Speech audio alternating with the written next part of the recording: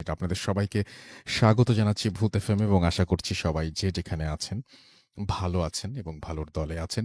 রমজান মাস শুরু হয়ে গেছে। রমজান মাসের শুরুতে আমাদের আজকের প্রথম ভূত এফএম এবং রমজান মাস আমাদের সবার জন্য অনেক কিছুই নিয়ে আসে, তাই না? অনেক কিছুই নিয়ে আসে এবং এই মাসটা আমরা যেন ঠিকভাবে আমাদের যে কাজগুলো আছে সেই কাজগুলো যেন ঠিকভাবে আমরা প্রতিপালকের প্রতি আমাদের যে দায়িত্ব, আমাদের যা করণীয় সেটা যেন আমরা ঠিকভাবে করতে পারি এবং আমাদের যে এটা সিয়াম সাধনার মাস। সুতরাং আল্লাহ সবাইকে যেন সুস্থ রাখেন এবং সুস্থভাবে রোজা আ পালন করার যেন তৌফিক দেন সবাইকে।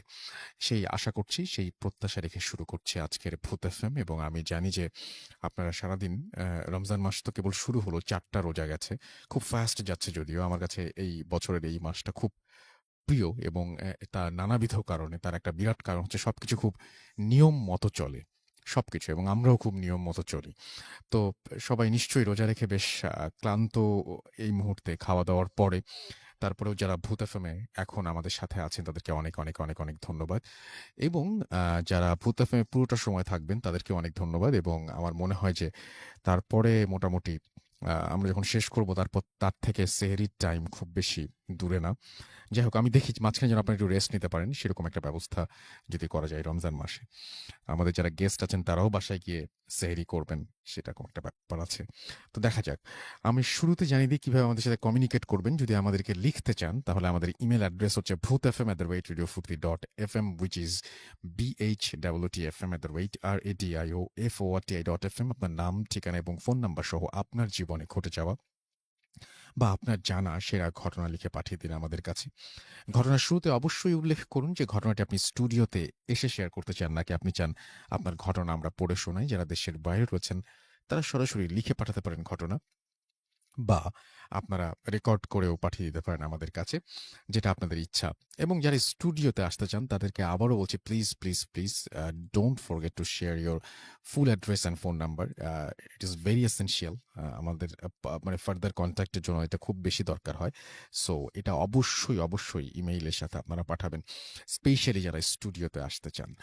আর আমি বলব যে আমাদের ফেসবুকের যে দুটো পেজ, www.facebook.com/radio.furti and www.facebook.com/bhutfm.russell, এই দুটো পেজেও আপনি চাইলে আমাদের সাথে কমিউনিকেট করতে পারেন এবং আমাদের সাথে যে টুইটারে যদি আসতে চান, রাসেল_ভূত এফএম, এখানে এসেও আপনি আমাদের সাথে যোগাযোগ করতে পারেন। আমাদের যে পোস্ট আছে সেই পোস্টের নিচে আপনি লিখতে পারেন এবং আপনি আমাদের যে ফেসবুকের বলেন যাই বলেন, আমাদের সেই পোস্টে আপনি লাইক দিতে পারেন, কমেন্ট করতে পারেন, শেয়ার করতে পারেন, আরো বেশি মানুষকে জানাতে পারেন আমাদের এই ভূত এফএম সম্পর্কে। তো যাই হোক, আমি যেটা এখন করব সেটা হচ্ছে সরাসরি আমি ঘটনায় চলে যাব এবং তার আগে আমি একটু শুভেচ্ছা জানাতে চাই আসলে যারা কষ্ট করে এই স্টুডিওতে এসছেন এবং তারাও রোজা রেখেছেন এবং রোজা রেখে এখানে আসাটা অনেক কঠিন একটা ব্যাপার। তার মধ্যেও আজকে আমাদের একটা স্পেশাল একজন অতিথি আছেন, তিনি হচ্ছেন আফনান ভাই এবং তিনি আপনাদের ঘটনা শুরু করবেন। তাকে দিয়েই শুরু করব। তবে তার আগে একটা ছোট্ট একটা ইমেইল আমি আপনাদের পড়ে শোনাতে চাই। ঠিক ছোটও না, বেশ মানে মোটামুটি মাঝারি ধরনের আরকি। আমি একটু পড়ে শোনাই আপনাদেরকে। যেভাবে লিখেছেন আমি সেভাবেই পড়ার চেষ্টা করছি। আশা করছি আপনাদের ভালো লাগবে। আসসালামু আলাইকুম রাসেল ভাই। আপনি সদা সর্বদা ভালোর দলে, তাই ভালো আছেন কিনা জিজ্ঞেস করলাম না। ভূত এফএমের সকল শ্রোতা বন্ধুদের সালাম জানিয়ে শুরু করছি। আমি সাবির উদ্দিন মণ্ডল, কলকাতা থেকে ৬০ কিলোমিটার দূরে কল্যাণীতে থাকি। অনেক দিন ধরে লিখব ভাবছি, উপযুক্ত সময়ের অভাবে লেখার সময় পাই না। তাই আজ আমার এটা প্রথম লেখা। দূরত্বের কারণে স্টুডিওতে আসা সম্ভব নয়, তাই ইমেল করলাম। চাইলে পড়ে শোনাবার নিবেদন রইল। ভূত এফএমের সাথে অল্প কিছুদিনের সম্পর্কটা খুব গভীর হয়ে উঠেছে। আজকে যে ঘটনাটা বলবো সেটা হলো আমার ছোট মেশোর জীবনে ঘটা একটি দুঃসাহসিক ঘটনা।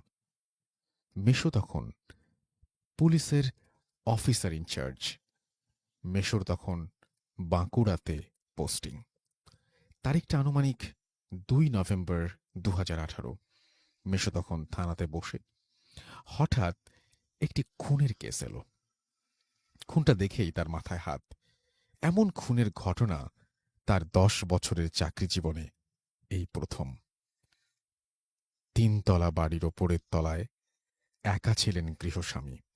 দেহ থেকে হাত পা মাথা কি যেন এদিক ওদিক করে ছড়িয়ে খেলা করেছে।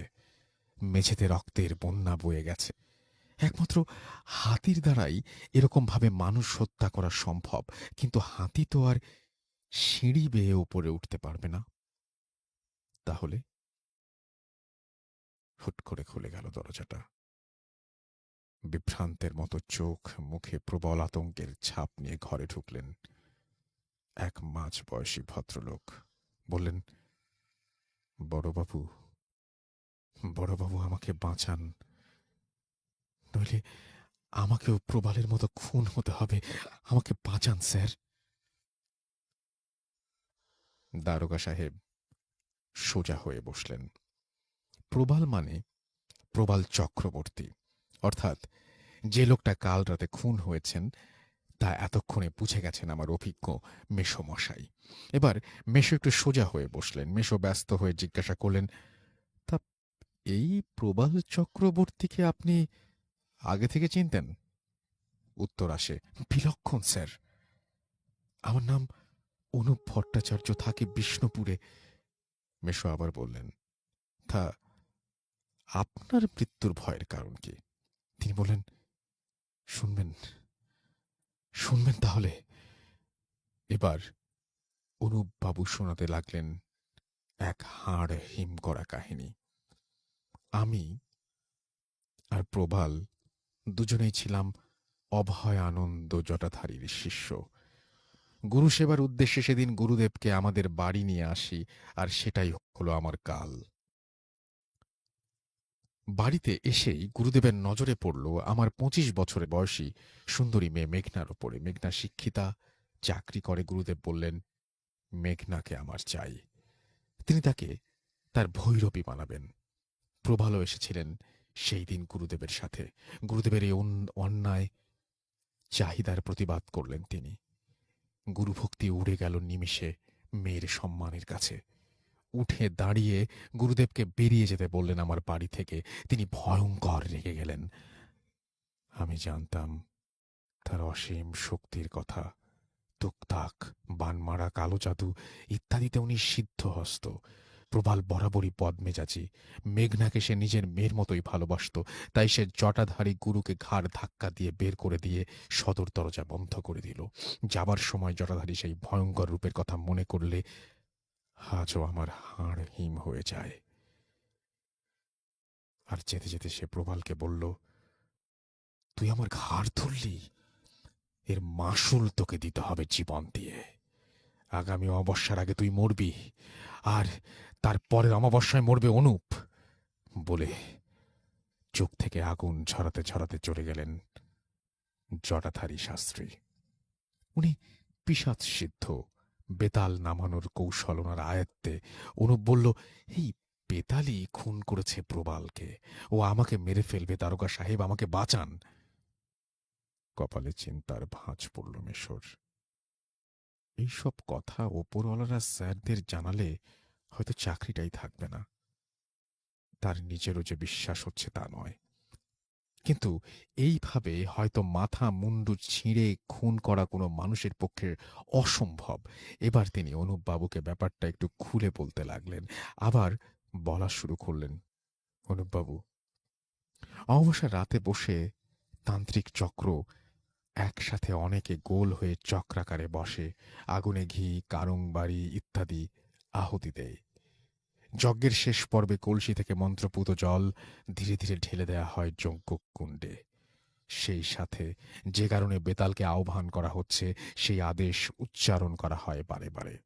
অগ্নিকুণ্ড থেকে ধোঁয়ার কুণ্ডলী পাক দিয়ে উঠলে ক্রমে সেই কুণ্ডলী আকার নেয় বিশাল আকারের দানবের। সেই বেতাল রক্তলোলুপ, ভয়ঙ্কর, বলশালী এক নৃশংস পিশাচ। দেহ ধারণের সাথে সাথে সেই পিশাচ বেরিয়ে যায় যে কার্যের আদেশ ক্রমাগত উচ্চারিত হয়েছিল তার আবির্ভাবের সময় সেই আদেশ পালন করার জন্য। দাঁড়ান দাঁড়ান, কি বললেন?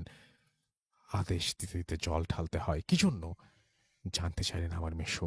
অনুপ বললেন, বিনা আদেশে বেতালকে আহ্বান করলে অথবা আদেশ বিলম্বিত হলে যিনি বেতালকে ডাকবেন তার সর্বনাশ। বেতাল ক্রুদ্ধ আক্রোশে ঝাঁপিয়ে পড়বেন তার উপরে, টুকরো টুকরো করে ফেলবেন তার শরীর।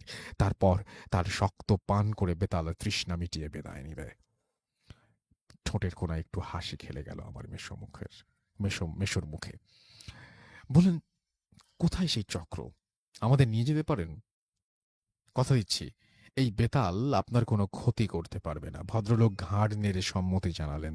তারপর এলো সেই দিন, সেই অমাবস্যার রাত। একটা পুলিশের জিপ ছুটে চলেছে কাঁচা রাস্তার ওপর দিয়ে। রায়দিঘির কাছে জঙ্গলের মধ্যে এক শ্মশান, এখানে জটাধারী তান্ত্রিকের ডেরা। সেখানে বসবে 1 কিলোমিটার আগে জিপ দাঁড় করিয়ে বাকি পথটা হেঁটে এলো পুলিশের দল। দূরে দেখা যাচ্ছে শুরু হয়ে গেছে চক্র। চক্রের ঠিক মাঝে বসে আছেন এক ভীষণ দর্শন কাপালি। অনুপবাবু ফিসফিস করে বললেন, এটাই সেই জটাধারী কাপালি। অমাবস্যায় সেই ছাপ ছাপ অন্ধকার যেন গলা টিপে ধরেছে। এভাবে কেটে গেল অনেকক্ষণ। আমার মেশো ঘড়ি দেখলেন 11:25, 15 মিনিট। হঠাৎ সেই কাপালি হাত দিয়ে বাড়িয়ে কি যেন চাইলেন। ছোকরা তান্ত্রিক কি যেন একটা হাতে তুলে দিল, একটা মাটির কলসি। পাশে মনে হলো অনুপবাবু যেন বসে পড়লেন হাঁটু গেড়ে। উনি বুঝে গেছেন ওনার মৃত্যু আসন্ন। মেশো খাপ থেকে রিভলভারটা বের করে মুখে সাইলেন্সার লাগিয়ে নিলেন। কাপালি কলসিটা নিয়ে এবার ঠিক যজ্ঞকুণ্ডের ওপরে। আর তখনই অব্যর্থ নিশানায় মেশোর রিভলভার ছুটে গেল। একটি বুলেট সেই কলসিকে লোক করে ভেঙে চুরমার হয়ে গেল কলসি। জল ছড়িয়ে পড়ল যজ্ঞকুণ্ডের ওপর এদিক সেদিকে। ওপরে উঠে লাগলো ধোয়ার কুণ্ডলী, সৃষ্টি হতে লাগলো আদেশহীন বেতালের। কাপালি হতভম্ব। অন্য সব কাপালিরা যেদিকে ছুটে পালাচ্ছে, আমার মেশো সদল বলে ছুটছে জিপের দিকে। পেছনে শোনা যেতে লাগলো জটাধারী কাপালির তীব্র আর্তনাদ, আর সেই এক অপার্থিব ক্রুদ্ধ গর্জন। আকাশ বাতাস বিদীর্ণ হতে লাগলো স্রষ্টার সৃষ্টির আর্তনাদ, ক্রুদ্ধহীন কান্না। পরদিন সকালে থানায় বসে আমার মেশো খবরটি পড়লেন। ঠিক যেন এই খবরটির জন্য অপেক্ষা করছিলেন। কোনো এক অমিত বনশালীর রহস্যময় আততায়ী হাতে তান্ত্রিকের মৃত্যু। তান্ত্রিকের শরীর টুকরো টুকরো করে ছিঁড়ে ফেলা হয়েছে। সেই মৃতদেহ থেকে সব রক্ত শুষে নেওয়া হয়েছে। তদন্ত চলছে। মেশো কাগজ ভাঁজ করে মুচকি হাসলেন। এই ঘটনাটা পড়ার পরে আমার যেটা মনে হয়েছিল যে এটা একটা গল্পের মতো, এবং আমি আবারও কন্ট্যাক্ট করেছিলাম আমাদের যিনি পাঠিয়েছেন তার কাছে, এবং তিনি আমাদেরকে আবারও নিশ্চিত করেছেন যে এই ঘটনাটি সত্যি। এখন পুরোপুরি তিনি জানেন আর আপনারা জানেন এই ঘটনাটা কতটা সত্যি। তবে ঘটনাটা পড়তে একেবারেই গল্পের মতো লেগেছে আমার কাছে, এবং আমি যতবারই পড়েছি ততবারই আমার কাছে মনে হয়েছে এটা ঘটনার চেয়েই গল্প বলাটাই বেটার। তারপরেও এই ঘটনাটা যদি সত্যি ঘটে থাকে তাহলে এটা ভয়ঙ্কর। আমরা চলে যাব আমাদের প্রথম অতিথির কাছে। আফনান ভাইকে দিয়ে আমরা শুরু করব আজকে, এবং আফনান ভাই তার জীবনের একটা প্রথম তার সাথে ঘটে যাওয়া, তার এলাকার একটা ঘটনা দিয়ে শুরু করবেন আজকে, এবং আশা করছি যে এই ঘটনাটি আপনাদের ভালো লাগবে। আফনান ভাই, আসসালামু আলাইকুম। প্রথমে আপনাকে ধন্যবাদ এই রোজা রেখে কষ্ট করে আবারও আমাদের স্টুডিওতে হাজির হওয়ার জন্য। ওয়ালাইকুম আসসালাম। আপনাকেও ধন্যবাদ রাসেল ভাই আমাকে ইনভাইট করার জন্য। Most welcome. আসলে প্রায় 2 মাস আসা হয় না। হুম। তার সবসময়ই আসলে মনে হয় যে আসবো। আসলে সময়টা মেলানো একটু কঠিন হয়ে যায়। আর তারপরে তো কাজ থাকে। আমি জানি আপনি খুব ব্যক্তিগত একটা কাজে ব্যস্ত ছিলেন, জি। সেটা আমি জানি। তো যাই হোক, আল্লাহর অশেষ রহমতে আসতে পেরেছি, এজন্য আলহামদুলিল্লাহ। রাসেল ভাই, আজকে আমি আমাদের রাজবাড়ী জেলার একটা ঘটনা শেয়ার করব। তো ঘটনাটি আসলে আমার বাসার খুব কাছেই, মানে একদম মানে খুব কাছাকাছি মানে ঘটনা আর কি, খুব বেশি দূরেও নয়। এই জন্য ঘটনাটি সংগ্রহ করতে আমার বেশি বেগ পেতে হয়নি। তো ঘটনাটি রাসেল ভাই ঘটেছিল 1987 সাল, 86 বা 87 সালের দিকের ঘটনা এটা। তো ঘটনাটি যার সঙ্গে ঘটেছিল ওনার নাম হচ্ছে নিতাই। আচ্ছা। আর উনি পেশায় ছিলেন একজন ডোম। আচ্ছা। রাজবাড়ী জেলার মানে স্টেশন থেকে একটু সামান্য একটু দূরেই, 0.5 কিলোমিটার দূরে সুইপার কলোনি রয়েছে, এখনো আছে সেখানে। অনেক সুইপাররা সেখানে বসবাস করেন। তো সুইপারদের মধ্যে কিছু কিছু আছে এই ডোম পেশার সাথে নিজেদেরকে নিয়োজিত রেখেছেন। তো ওখানে অনেক প্রবীণ একজন ডোম ছিল, তার নাম ছিল নিতাই। আচ্ছা। তো উনি বেশ মানে খুব দক্ষ একজন ডোম ছিলেন, মানে খুব দক্ষতার সাথে উনি অনেক পোস্টমর্টেম গুলো করতে পারতেন। হুম, এই জন্য স্পর্শকাতর যেই লাশগুলো আসতো হুম, হুম, সেগুলো সাধারণত তাকে দিয়েই কাটা হতো। এবং ওনার আরেকটা বৈশিষ্ট্য ছিল, সাধারণত আমরা জানি যারা ডোম হুম, তারা যখন লাশ কাটার সময় কিন্তু তারা একটু মানে একটু ড্রিঙ্কস করে নেন আর কি। হুম, এটা হুম, আমরা মোটামুটি সবাই জানি, কিন্তু ওনার বিষয়টা ছিল ভিন্ন। উনি লাশ কাটার সময় কখনো কোনো ড্রিঙ্কস করতেন না, আচ্ছা। এবং যার কারণে উনি অত্যন্ত মানে ঠান্ডা মাথায় এই কাজটা করতে পারতেন। এই যে ওনার মানে হাতের কাজটা ছিল অসাধারণ, এই জন্য অনেক স্পর্শকাতর মামলাগুলোর পোস্টমর্টেম গুলো ওনাকে দিয়ে করানো হতো। তারা যাই হোক রাসেল ভাই, ওই যে সময়টাতে এই ঘটনা ঘটেছিল সেই সময়টা তো আমি বললাম ৮৬-৮৭ সালের হুম, দিকে, হুম, এক্সাক্ট বলা মুশকিল ৮৬ বা ৮৭ এরকম বলতে পারছি না। তো ওই সময়টা ছিল মানে দুর্গাপূজার সময়। আচ্ছা। প্রথমত ওই দিনটা ছিল শুক্রবার, আবার ছিল ওই দিন হলো বিজয়া দশমীর দিন, যেদিন দুর্গাপূজার শেষ দিকে মানে চলে আসে আর কি প্রায়। তো ওই সময়ে হুম, রাজবাড়ী রেলওয়ে স্টেশনে রাত ১০টার দিকে একটি লাশ পাওয়া যায়, আচ্ছা। এবং সবার চোখের সামনেই ওই লোকটি মারা যায়। প্রত্যক্ষদর্শীরা জানায় যে রাত ১০টার দিকে ওই সময় উনি মানে চাদর মুড়ি দিয়ে শুয়েছিলেন, এবং ওই লোকটা একটু তান্ত্রিক গোছের, কেমন কেমন একটু ওই যে কবিরাজ টাইপের মনে হয় এরকম আর কি। কয়েকদিন ওনাকে স্টেশনে দেখা গিয়েছিল আর কি। হুম, তো হুম, হঠাৎ করে উনি চিৎকার চেঁচামেচি শুরু করেন এবং ছটফট করতে থাকেন, মানে প্রচন্ড শব্দে আর্তনাদ শুরু করেন। সবাই ওনার কাছে যায়, চাদরটা যখন সরায় ওনার শরীরের উপর থেকে, তখন দেখে যে উনি প্রচন্ড শব্দে হাত পা ছোড়াছুড়ি করতেছেন, এবং কিছুক্ষণের মধ্যে উনি মারা যান। এবং মারা যাওয়ার সাথে সাথে রাসেল ভাই একটা বিষয় সবাই খেয়াল করেন, যে উনার দুটো চোখ, মানে চোখ আমরা যে আইবল বলি আর কি, হুম, যেটা হুম, আমরা চোখ হুম, বন্ধ করলেও যে চোখটা আমাদের ফুলে থাকে, কিন্তু চোখ যদি আমাদের না থাকে তাহলে কিন্তু সেখানে গর্ত হয়ে থাকবে। ট্রু। তো সবাই দেখে যে তার চোখ ছিল কিছুক্ষণ আগে, হঠাৎ করে মনে হলো মানে অদৃশ্যভাবে ওনার চোখ দুটো গায়েব হয়ে গেছে, হুম, হুম, এবং ওখানে বিশাল গর্ত সৃষ্টি হয়ে গেছে। সবাই তো অবাক যে একটু আগে দেখলাম চোখ কোথায় গেল। তো যাই হোক রাসেল ভাই, সবার কাছে একটু অবাক লাগে, এবং তখনই রাজবাড়ী জেলার যে জিআরপি পুলিশ ছিল তারা রাজবাড়ী সদর থানায় যোগাযোগ করে। তো সদর থানা থেকে যখন পুলিশ আসে, পুলিশ এসে বলল যে এটা তো মনে হচ্ছে, দেখে বোঝা যাচ্ছে এটা অস্বাভাবিক মৃত্যু, তো ডোমকে ডাকা হবে আর কি লাশ কাটার জন্য। তো রাসেল ভাই ওই রাজবাড়ী রেলওয়ে স্টেশনের ঠিক কাছেই, মানে হয়তো বা ০.৫ কিলোমিটারও না, এতটুকু দূরেই কিন্তু একটা লাশ কাটা ঘর রয়েছে।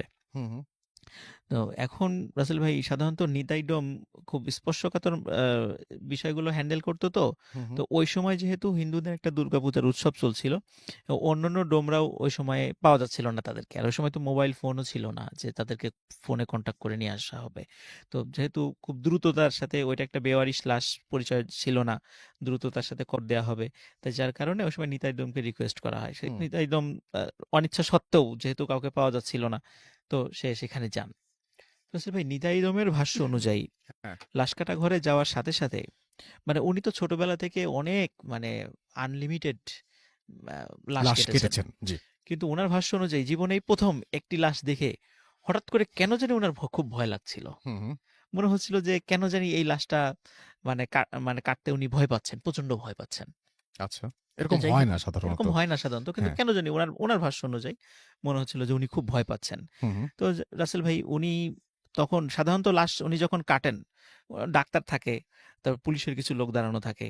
তো ওই সময় যেহেতু রাসেল ভাই আবার ফ্রাইডে ছিল, আবার দুর্গাপূজার একটা ছুটি ছিল, এই জন্য হসপিটালে মানে ডাক্তারও সংকট ছিল, তারাও তো একটু ছুটিতে যাবে। তো ওই ওই সময় যাই হোক, ওই সময় যেহেতু মোবাইল ফোন ছিল না, ডাক্তারকে খবর দেওয়া হয়। তো ডাক্তার বলেন যে আমি যত দ্রুত সম্ভব আমি আসতেছি, আপনারা কাজ শুরু করে দেন আর কি।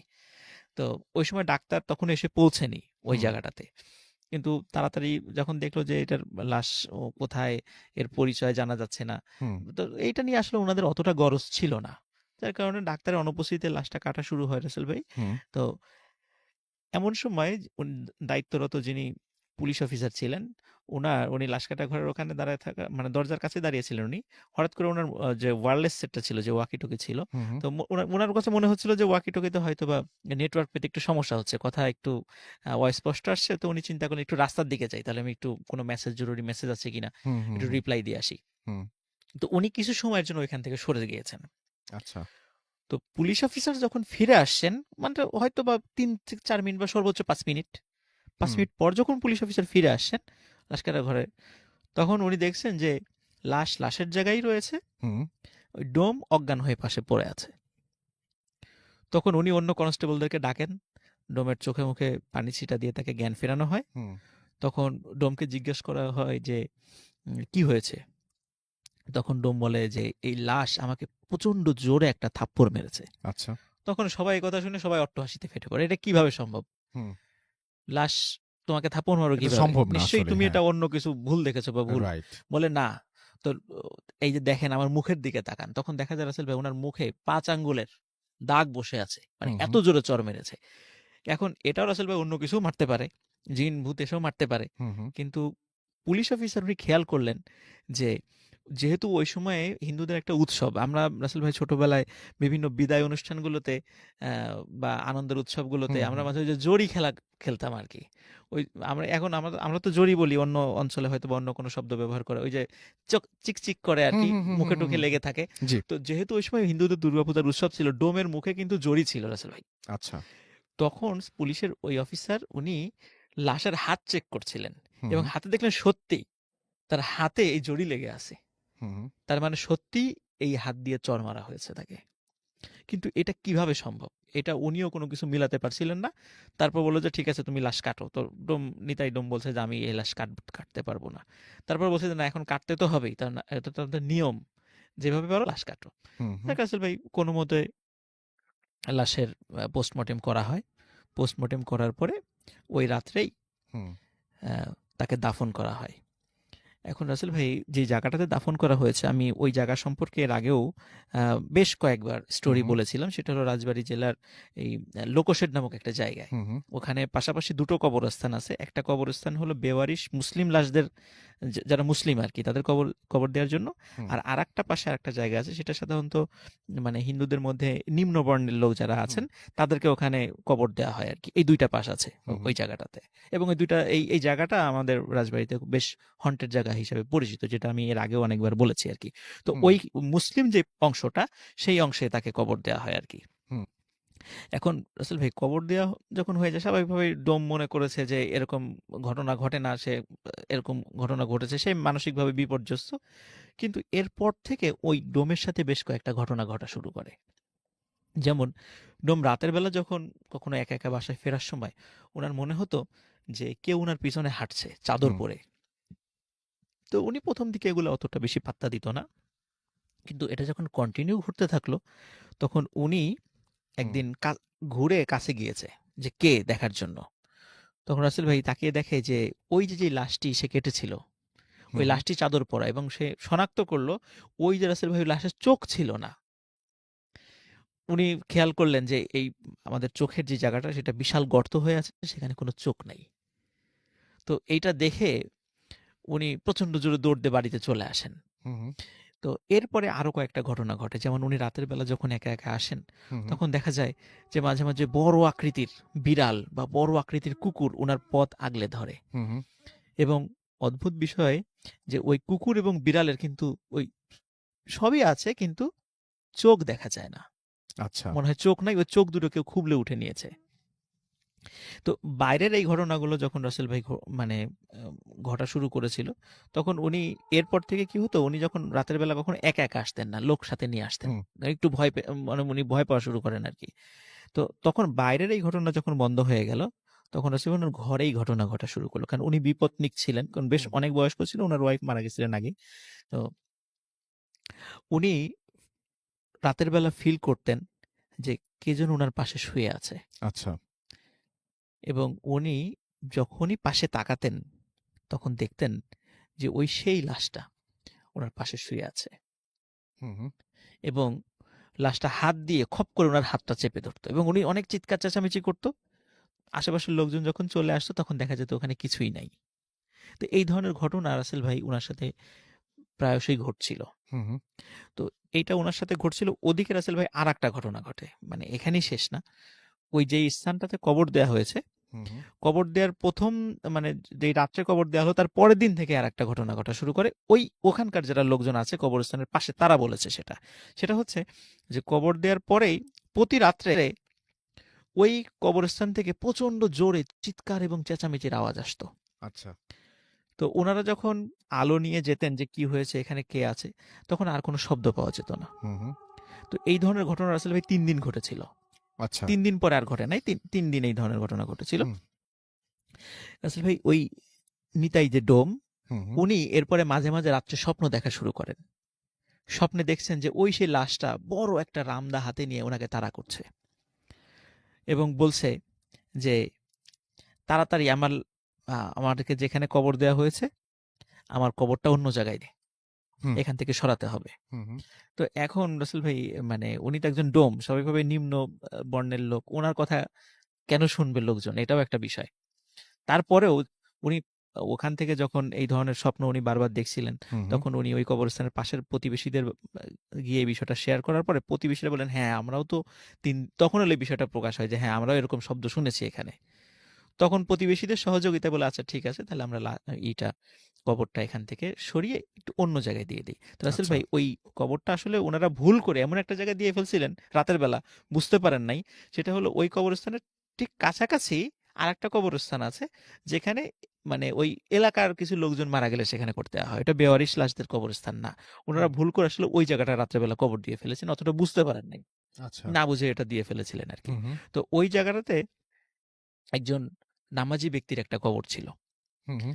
তো ওই কবরে ওনার কবর হয়ে গিয়েছিল।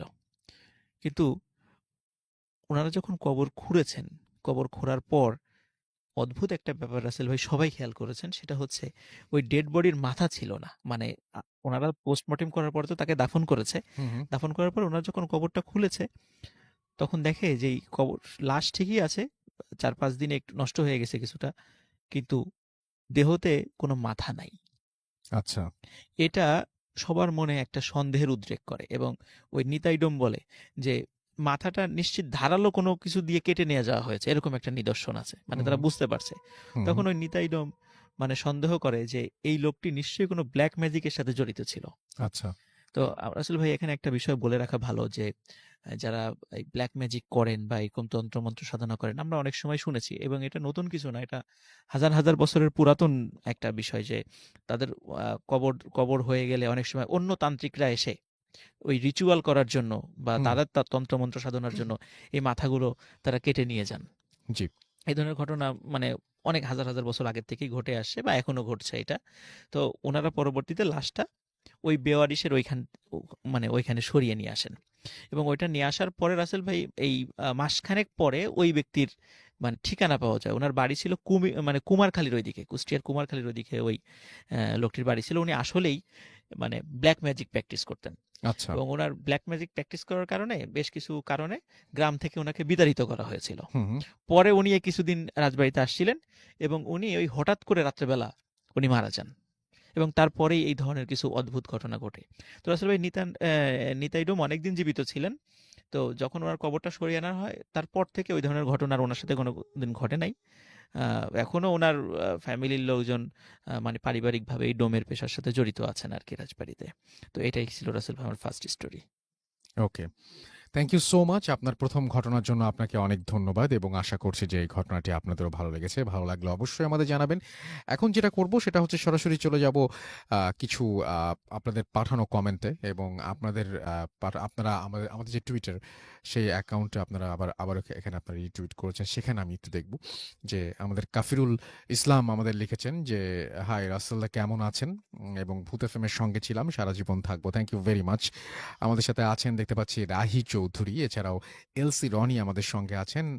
আছেন ফারহান শাহরিয়ার, আহ, ইফতেখার আরিক আমাদের সাথে আছেন। এছাড়াও দেখতে পাচ্ছি আমাদের সঙ্গে আছেন নাজিয়াত তাজরিয়ান, সাইফুল ইসলাম এস আর নাজিয়াত আমাদের সাথে আছেন। আমাদের সাথে আছেন তানিমুল ইসলাম, আরো অনেকেই, কাউসার আহমেদ, রোব আমাদের সাথে আছেন, ফারহান শাহরিয়ার আছেন আমাদের সঙ্গে, পারভেজ আশুগঞ্জ থেকে। এছাড়াও মিনহাজুল ইসলাম মামুন আমাদের সঙ্গে আছেন।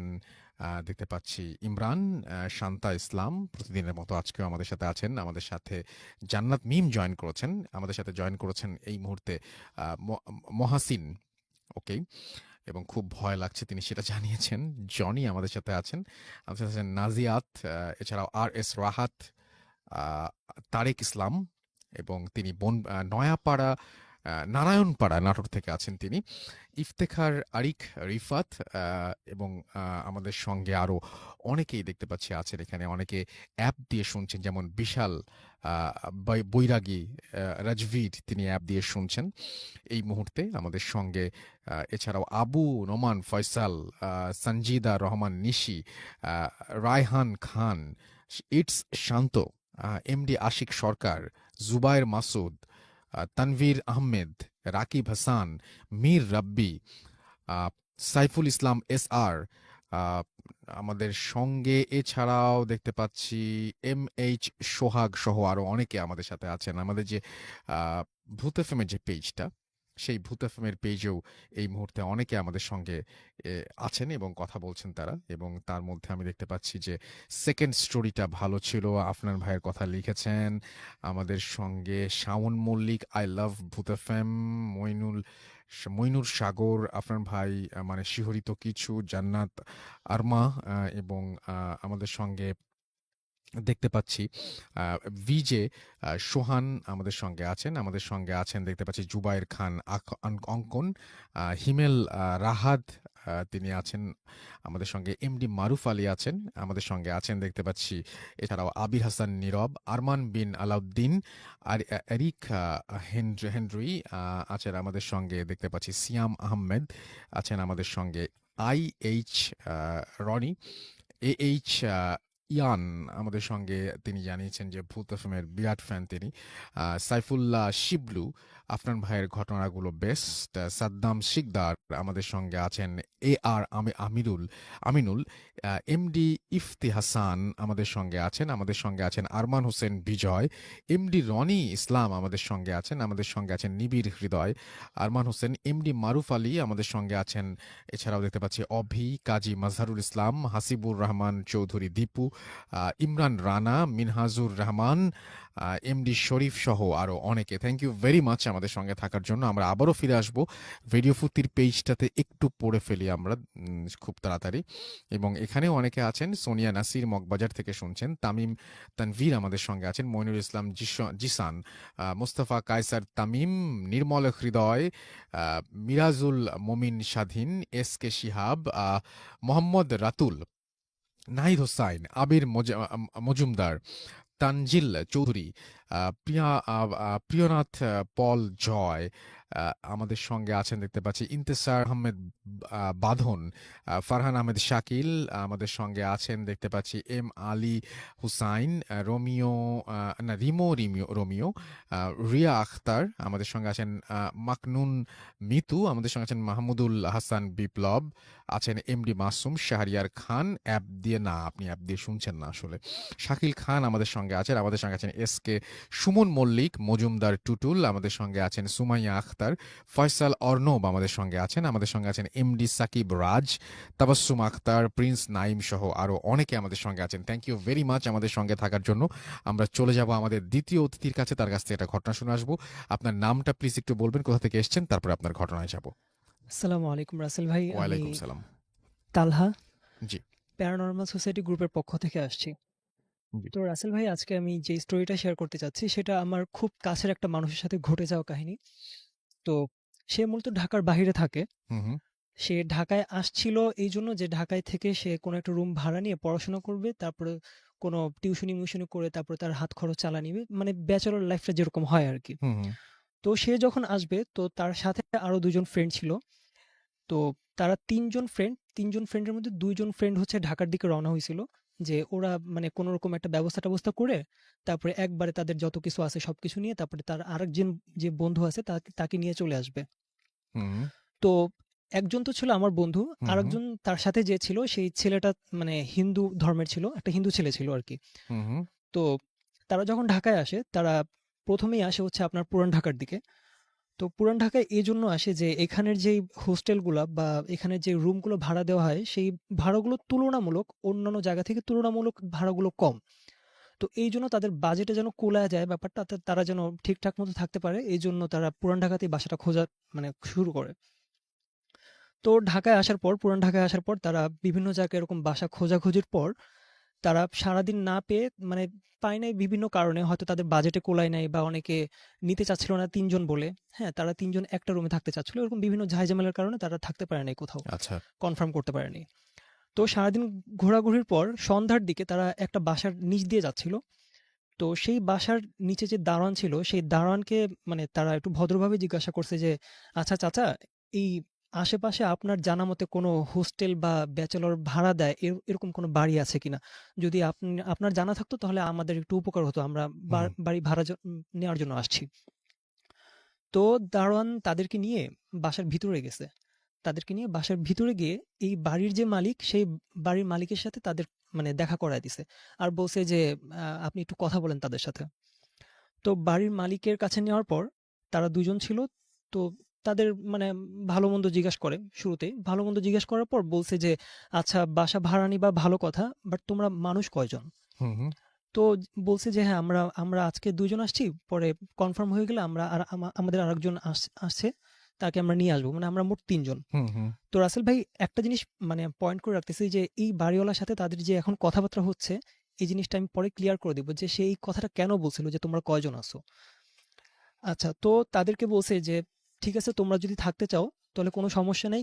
তোমরা দেখতেই পারতেছো এই বাসার এখন মানে যে অবস্থা, সেখানে সব গোডাউন মানে সব জায়গায় বিভিন্ন ধরনের মাল-সামান রাখা আছে। মানে হাঁড়ি-পাতিলের বস্তা রাখা আছে। মানে এটা একটা গোডাউনের মতো। হুম। তো তোমরা ডিরেক্টলি মানে একদম 3rd ফ্লোরে চলে যাও। 3rd ফ্লোরে গেলে তোমরা দক্ষিণ পাশে দেখবে একটা রুম আছে। হ্যাঁ, সেই রুমে তোমরা দেখে আসো। যদি তোমাদের পছন্দ হয়, তাহলে তোমরা তোমাদের মানে যতটুকু সাধ্য, যতটুকু দিয়ে থাকতে পারলে তোমরা খুশি, ততটুকুই ভাড়া তোমরা দিও। তোমাদের সন্তুষ্ট মতো। মানে তাদের উপর কোনো ভাড়া প্রেশার নাই। নির্ধারিত করে নাই। তো তারা যখন গেছে তখন হচ্ছে মাগরিবের আজানের একটু আগ মুহূর্তে আরকি। তো বাসাটা যখন দেখতে গেছে রুমটা, তো রুমটা মানে দরজাটা খুলেই তারা বুঝতে পারছে যে এই রুমের মধ্যে প্রায় বছর খানেক ধরে কেউ থাকে না। এখানে যে কারো বসবাস নাই, এটা তারা দেখেই বুঝতে পারছে। বিভিন্ন জায়গায় মানে ময়লা পড়ে আছে, মাকড়সার জাল পড়ে আছে। তো তারা আরেকটু ভিতরে গেছে। ভিতরে যাওয়ার পর ভিতরে যে আরেকটা গেট ছিল, ওই গেট খুলে যখন ঢুকছে, তখন দেখছে যে একটা মহিলা মানে জড়ো-সড়ো হয়ে, তার গায়ে 3 পিস ছিল, হুম, হুম। মাথায় একটা ওড়না ছিল। সে জড়ো-সড়ো হয়ে মানে মানে একদম আঁটো-সাঁটো হয়ে শুয়ে ছিল একদম। তো তাদেরকে দেখে ওই মহিলা শোয়া থেকে উঠে গেছে। শোয়া থেকে উঠে গিয়ে বলছে যে, "বাসা দেখতে আসছো? আচ্ছা ঠিক আছে, দেখো।" এটা বলেই সে মানে চলে গেছে, বাসা মানে রুম থেকে চলে গেছে। তো তারা এই বিষয়টা তেমন একটা মাথায় নেয় নাই। যেহেতু বাসার নিচে লোকজন আছে, সেহেতু এই মহিলা যদি বাসারই কেউ হয় তাহলে তারা তারা তো জানেই যে এই মহিলাটা কে। তো তারা তেমন একটা মাথায় নেয় নাই যে এই মহিলাটা কোত্থেকে আসলো বা এখানে এভাবে কেন শুয়েছিল। তারা তেমন একটা ব্যাপারটা মাথায় নেয় নাই। তো তারা রুম-টুম সব দেখছে। রুম-টুম দেখার পর তাদের মনে হইছে যে ঠিক আছে, আমরা ৩ জনের জন্য এই রুমটা পারফেক্ট। আমরা এটাতে থাকতে পারি। যেহেতু আমাদের উপর প্রেশারও নাই টাকা-পয়সার। তো বাড়িওয়ালার কাছে গেছে। বাড়িওয়ালার কাছে গিয়ে বলছে যে, "আচ্ছা আঙ্কেল, আপনি কনফার্ম করেন। আমরা ১ সপ্তাহের মধ্যে চলে আসতেছি।" তো ১ সপ্তাহ পর তার যে আরেকটা ফ্রেন্ড ছিল, মানে তারা মোট ৩ জন। তো একজনের কথা তো বললামই যে আমার ফ্রেন্ড, আরেকজন হিন্দু একটা ছেলে ছিল। আরেকটা ছেলে ছিল যে একটু ধার্মিক টাইপের। মানে নামাজ কালাম পড়তো। এইজন্য আমি ধার্মিক বললাম আরকি। হুম, তো তারা ৩ জন চলে আসে। তারা ৩ জন আসার পর ওই বাসায় যখন উঠে, তখন মানে টানা ১ মাস ১.৫ মাস তারা একদম নরমালি চলতেছিল। মানে খুবই ভালো, তাদের কোনো টেনশন নেই, কোনো রকমের খারাপ কিছুও দেখতেছে না, তাদের কোনো সমস্যাও হচ্ছে না। কিন্তু ১.৫ মাস পর তারা একটা জিনিস খেয়াল করে যে মাঝে, মাঝে রাতের বেলা তাদের ওয়াশরুমের যে মানে ভেজা স্যান্ডেলটা আছে, সেই ভেজা স্যান্ডেল কিন্তু রাসেল ভাই, যদি স্যান্ডেলটা ভেজা থাকে তাহলে সেটা যদি কেউ হাঁটে তাহলে সেটার আওয়াজটা কিন্তু ভিন্ন হয়। সাধারণভাবে হাঁটলে এক ধরনের আওয়াজ হয়, কিন্তু ভেজা স্যান্ডেল কিন্তু মানে মানে অন্য ধরনের একটা আওয়াজ হয়। মানে হুম, বোঝা যায় যে এটা একটা ভেজা স্যান্ডেল। হুম, হুম। তো এই জিনিসটার আওয়াজটা বেশি খেয়াল করে হচ্ছে আমার যে ফ্রেন্ডটা, যার থেকে আমি ঘটনাটা কালেক্ট করছি, সে এই জিনিসটা বেশি খেয়াল করে। তো একটা জিনিস বলিনি রাসেল ভাই, যে ওই হিন্দু যে ছেলেটা ছিল, সেই ছেলেটা কিন্তু কখনো প্যারানরমাল কোনো বিষয় সে কখনো ফেস করে নাই। তো তার এইসব বিষয় মানে জিনিস কখনো বিশ্বাসই হয় না। আর সে মানে মানে খুব সাহসী একটা মানুষ। তো এই কথা শোনার পর তার কাছে ব্যাপারটা একটু হাস্যকর মনে হয়েছে। আর তাকে বলছে যে মানে তাদের মধ্যেই মানে ব্যাপারটা একটু হাসাহাসি করে বলছে যে, "তোর কি মনে হয় যে জিনরা এতই পয়ঃপরিষ্কার যে একদম জুতা পরে হাঁটাহাঁটি করবে, বাথরুমে যাবে জুতা পরে, বাথরুম থেকে বের হবে জুতা পরে, এতই পয়ঃপরিষ্কার ওরা?" মানে একটু মজা করে বলছে, উড়ায় দিছে কথাটা। হুম, হুম, তো ঠিক আছে, ও বুঝে নিছে যে আচ্ছা ঠিক আছে, আমার শোনায় মানে শুনতে ভুল হইছে হয়তো। হুম, তো তারপরে আমার ফ্রেন্ড তার কিছুদিন পরে যে জিনিসটা মানে একটা স্বপ্ন সে দেখতো। হঠাৎ করে একটা স্বপ্ন সে দেখা শুরু করছে। স্বপ্নটা এমন ছিল যে তারা যে ফ্লোরে শুয়ে থাকে, যে ফ্লোরে তাদের কোনো খাট ছিল না, ফ্লোরে তারা বেড করে শুয়ে থাকতো। হুম, তো ওই মানে তারা ২ জন বাকি যে ২ জন ফ্রেন্ড তারা একসাথে শুইতো আর সে একটু আলাদা হয়ে শুইতো আরকি। তো তার পাশে একটু জায়গা খালি ছিল। স্বপ্নে সে দেখতো যে ওই যে মহিলাটা যারা যে মানে বাসা যখন দেখতে আসছে তখন যে হুম। মহিলাটাকে শুয়ে থাকতে দেখছিল, সেই মহিলাটা সেম জামা পরা, হ্যাঁ? তার দিকে ঘুরে খুব মানে করুণ দৃষ্টিতে তাকায় আছে। মানে এমনভাবে যেন সে কোনো সাহায্যের আবেদন চাচ্ছে। তার আচ্ছা। মুখটা একদম মলিন ছিল। কিছু একটা বলতে চাচ্ছিল। সে এরকম মানে মুখটা করে আছে।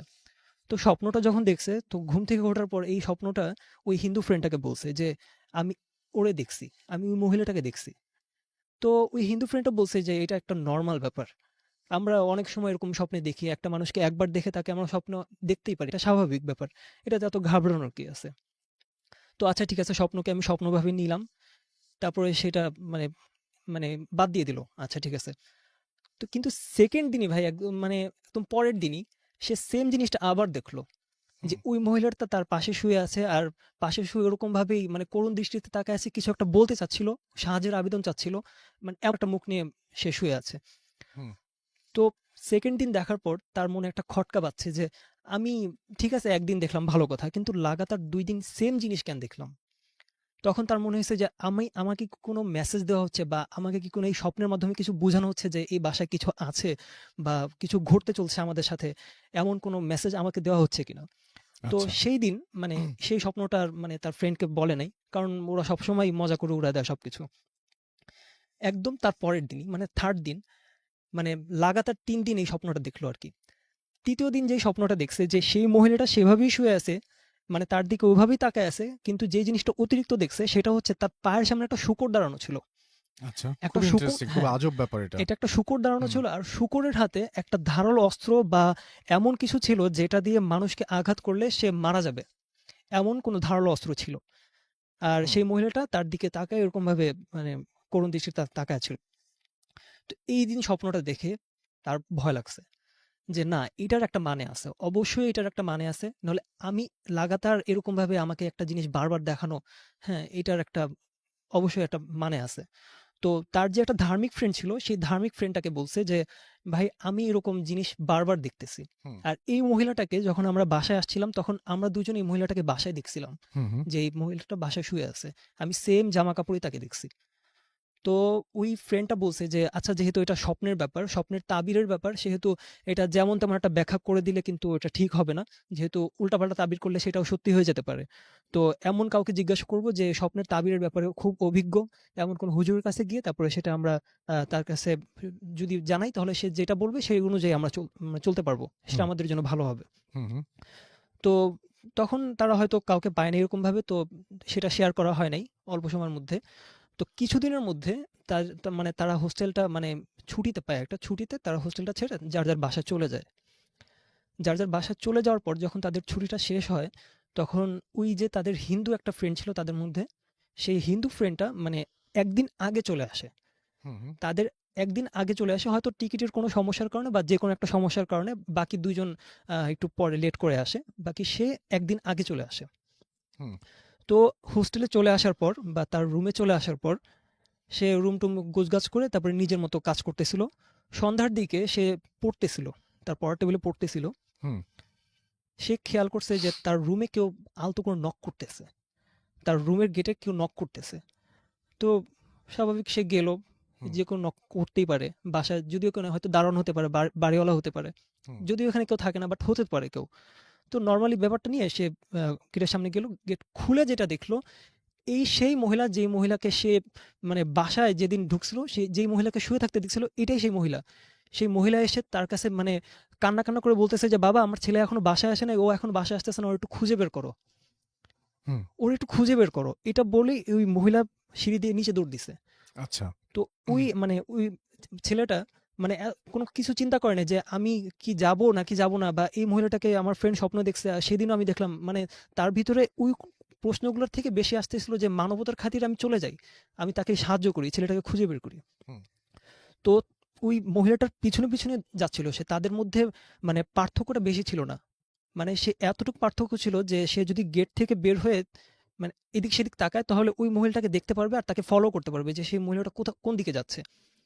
তো সে ওই মহিলাটার পিছনে পিছনে দৌড়ালো, দৌড়িয়ে সে যখন রাস্তায় নামলো, রাস্তায় নামার পর দেখলো যে আশেপাশে খুব মানে একদমই খালি জায়গা, সেখানে আশেপাশে ওই বাসার আশেপাশে কোনো গলিও নাই যে সে ঘুরে চলে যাবে, একটা লম্বা রোড, কোনো জায়গায় ওই মহিলাকে দেখলো না। হুম। তো সে ফিরে আসলো, ফিরে আসার পর দারোয়ানকে জিজ্ঞাসা করলো যে আচ্ছা চাচা আপনি কি এখানে কোনো মহিলাকে দৌড়ায় যেতে দেখছেন কিনা। তো তখন চাচা তাকে বলছে না আমি কাউকে দেখিনি, আমি ভাবছি যে তুমি হয়তো কোনো প্রয়োজনে নিজেই দৌড়ায় চলে গেছো, হয়তো কোনো প্রয়োজনে। কিন্তু আচ্ছা। চাচা জানতো, মানে দারোয়ান চাচা জানতো এই বাসায় কি হয়েছিল বা এখন পর্যন্ত কোনো সমস্যা আছে কিনা। হ্যাঁ, এই ব্যাপারে দারোয়ান জানতো, কিন্তু তাকে কিছু বলে নাই, হুম, হুম। কোনো একটা কারণবশতই হয়তো বলে নাই, হয়তো বুঝতে পারছে যে সে ভয় পাবে এমন কিছু। তো সে বাসায় ফিরে আসে, রুমে ফিরে আসার পর তার ফ্রেন্ডকে ফোন দেয়, যে ফ্রেন্ডটা মানে আমার ফ্রেন্ডকে ফোন দেয়, হুম, হুম। ফোন দিয়ে বলে যে আমি ওই মহিলাকে আবার দেখছি, ওই মহিলা গেট খুলে আমাকে সাহায্যের আবেদন করতেছিল, তার ছেলেকে খুঁজতে বলতেছিল, আমি যখন নিচে গেছি তখন তাকে আমি পাই নাই, অথচ তাকে আমার দেখার কথা। তখন বলছে যে আচ্ছা ঠিক আছে তুই ঘাবড়াইস না, আমরা আসতেছি আজকে ভোর রাতের মধ্যে বা মাঝরাতের মধ্যে আমরা ঢাকায় পৌঁছে যাবো, আমরা তোর কাছে চলে আসবো, তুই হুম। আজকে রাতটা একটু ওয়েট কর। কিন্তু রাসেল ভাই, এই রাতটাই যে তার জন্য এতটা ভয়ঙ্কর একটা রাত হয়ে যাবে সেটা কেউ জানতো না। সে রাতের বেলা কোনো একটা মানে রাতের বেলা তার ওয়াশরুমে যাওয়ার প্রয়োজন হয়। যখন ওয়াশরুমে যায় রাসেল ভাই, তার ঘাড়ের মধ্যে মানে সে বসা অবস্থায় ঘাড়ের মধ্যে ফিল করতে পারে যে মানে বাতাসে যদি কোনো পশম বা চুল যদি তার ঘাড়ের মধ্যে এসে টাচ করে, সে যেরকম অনুভব করবে সে সেরকম ভাবে অনুভব করতেছিল যে তার ঘাড়ের মধ্যে কিছু একটা লাগতেছে। হুম, হুম। তো সে উঠে যায়, উঠে গিয়ে দেখতে পারে যে যেই মহিলাটাকে তার প্রথমে দেখছিল, যেই মহিলাটা তাকে সাহায্যের আবেদন করছিল, সেই মহিলাটার গায়ে যে জামা ছিল সেই জামাটা পরেই একটা লাশ ঝুলে আছে, যার কোমর থেকে মাথা পর্যন্ত মানে একটা মানুষ কুঁজো হয়ে থাকলে যেভাবে ঝুলে থাকে সেভাবে ঝুলে আছে, আর তার মুখটা দেখা যাচ্ছে না, পুরো চুল দিয়ে ঢাকা ছিল। সে সহ্য করতে পারতেছিল না, সে যতই সাহসী হোক সে সহ্য করতে পারতেছিল না, কিন্তু অল্প তাকানোর মধ্যে সে যেটা দেখছে সেটা তার ওই মহিলার গলার মধ্যে, ওই মহিলার গলার মধ্যে খুব মোটা করে একটা মানে রক্ত জমাট হয়ে থাকলে যেরকম দাগ হয়ে থাকে সেরকম একটা দাগ হয়েছিল। আচ্ছা। তো ভাগ্য ভালো যে ও সেন্সলেস হয়ে যায় নাই, ওর সাহস ছিল, সেন্সলেস হয়ে যায় নাই। ও রুম থেকে বের হয়ে খুব দ্রুত বাসা থেকে নেমে কোনো একটা টঙের দোকানে গিয়ে সে সিগারেট মিগারেট খেয়ে মানে নিজেকে একটু রিকভার করার চেষ্টা করতেছে, মানে একটু সান্ত্বনা দেওয়ার চেষ্টা করতেছে যে আমি ঠিক আছে, যা দেখছি ওকে, বাট এখন আমি ঠিক আছি, মানে নিজেকে একটু সান্ত্বনা দিচ্ছে। হুম, হুম। তো রাতের বেলা মানে ভোর রাতের বেলা ওর ফ্রেন্ডরা আসছে, ওর ফ্রেন্ডরা আসার পর ওরা দেখছে যে ওর রাস্তার মধ্যে ঘুরতেছে, বাসায় নাই, ওর রাস্তার মধ্যে ঘোরাফেরা করতেছে। তো বলছে যে কি ব্যাপার তুই এখানে কেন এত সকালবেলা, তুই তো এত সকালবেলা ঘুম থেকে ওঠার মানুষও না, তুই এত সকালবেলা এখানে কেন।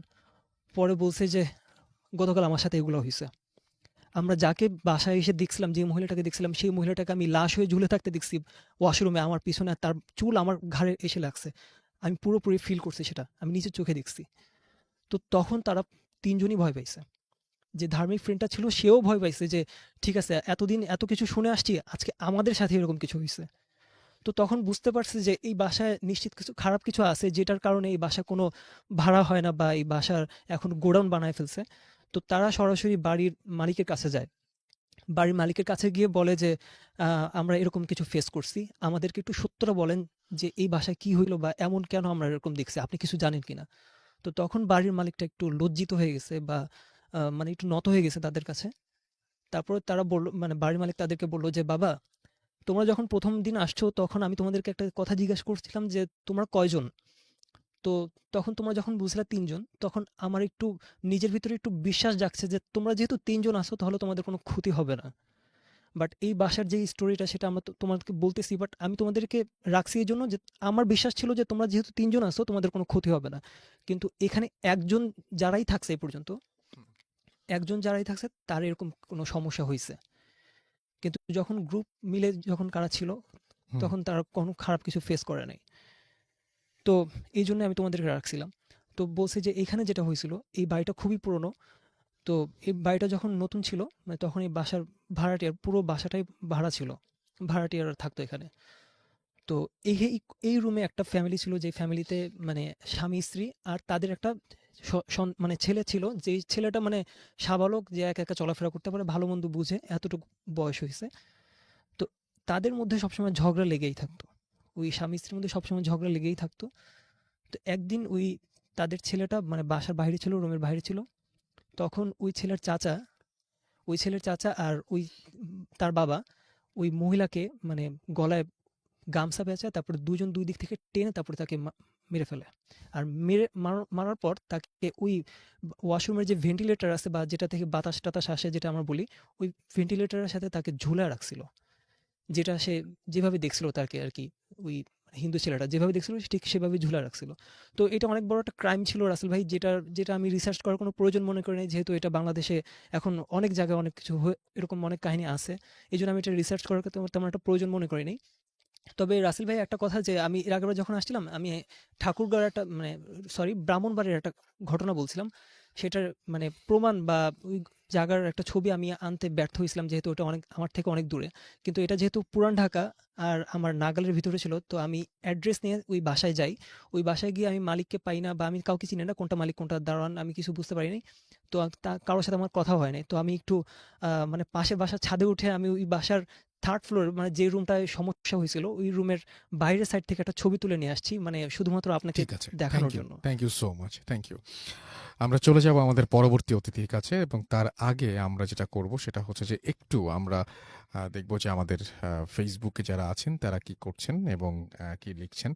এসকে সুমন মল্লিক তিতাস আমাদের সঙ্গে আছেন, এটা রিয়েল আইডি কিনা জিজ্ঞেস করেছেন। আমি যে লিঙ্কটা বলি সেই লিঙ্কটা যদি আপনারা ফলো করেন তাহলে অন্য কোনো পেজে গিয়ে ল্যান্ড করার কোনো পসিবিলিটি নাই, which is www.facebook.com/radio.ফুর্তি and www.facebook.com/bhutfm.russell। আমাদের সঙ্গে এছাড়াও দেখতে পাচ্ছি আদ্রিতা আফরিন আছেন, আমাদের সঙ্গে আছেন মাহাদি হায়াত, ইমন খান হৃদয় আমাদের সঙ্গে আছেন দেখতে পাচ্ছি মোহাম্মদ জাকির হুসাইন, তৌফিক শাহরিয়ার আমাদের সঙ্গে আছেন, এমডি আফতাব উদ্দিন তৌফিক আমাদের সঙ্গে আছেন, রাজিবুল হাসান আমাদের সঙ্গে আছেন আফনান রাফিদ তামিম, এছাড়াও আমাদের সঙ্গে আছেন নুরুন্নবী শাহ, প্রিন্স নাইম, এমডি শাহরিয়ার হোসেন, এছাড়াও আছেন আমাদের সঙ্গে দেখতে পাচ্ছি নাইভারম্যান ইমন, আমাদের সঙ্গে আছেন নেহা NH, আছেন আমাদের সঙ্গে এছাড়াও লতিফ উর রহমান, আছেন এমডি আলমগীর হুসাইন, ইমন খান হৃদয় আমাদের সঙ্গে আছেন, মেহেদি হাসান আকিব, তানহা তাবাসসুম রিয়া, রনি গোপ, দিন মোহাম্মদ ফিজ, রেদওয়ান হৃদয়, লিটন, মাকসুদা খানম, কাজী মজহারুল ইসলাম সহ আরও অনেকে আছেন। আমরা চলে যাব আবারও আফনান ভাইয়ের কাছে, তার ঘটনাটা শুনে আসবো, সেকেন্ড ঘটনাটা, এবং আশা করছি এই ঘটনাটি আপনাদের ভালো লাগবে। চলুন চলে যাই সরাসরি আফনান ভাইয়ের কাছে। থ্যাংক ইউ রাসেল ভাই। ভাই এখন যেই ঘটনাটি আমি শেয়ার করব সেটাও আমাদের রাজবাড়ী জেলার ঘটনা। জি তো এটা একটা বিলের ঘটনা। জি তো এই বিলের অবস্থানটা আমি একটু বলি। এই বিলটা রাজবাড়ী জেলার সুলতানপুর ইউনিয়নের মধ্যে পড়ে গিয়েছে জি আর কি। তো সুলতানপুর ইউনিয়নের মানে ধর্মসী গ্রাম থেকে এটা আসলে শুরু। তো এটাকে মাসাইলের বিল বলে। জি এটা অনেক বড় বিল, কিন্তু মানে এমনি শুষ্ক মৌসুমে এটা অতটা বোঝা যায় না, কারণ সেখানে চাষাবাদ হয়। কিন্তু বর্ষাকালে এই যে কিছুদিন পর থেকেই যেটা শুরু হবে বর্ষাকাল, তখন অনেক মানে এত সুন্দর পরিবেশ, এবং ওখানে যেই বাড়িঘরগুলো আছে মানে দ্বীপের মতো দেখা যায়, মনে হয় যে একটা সমুদ্রে অনেকগুলো দ্বীপ এরকম মনে হয়। খুবই সুন্দর একটা পরিবেশ আর কি ওখানে।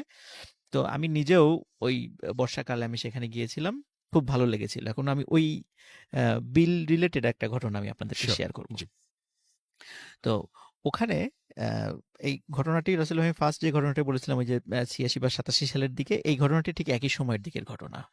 তো ওখানে নাসির নামে একটা ছেলে ছিল। তো ওদের বাসা ওই ওই ওখান থেকে আরেকটু এগিয়ে গিয়ে আরেকটা গ্রাম আছে, এটাকে আমার এই মুহূর্তে নাম মনে করতে পারছি না আর কি।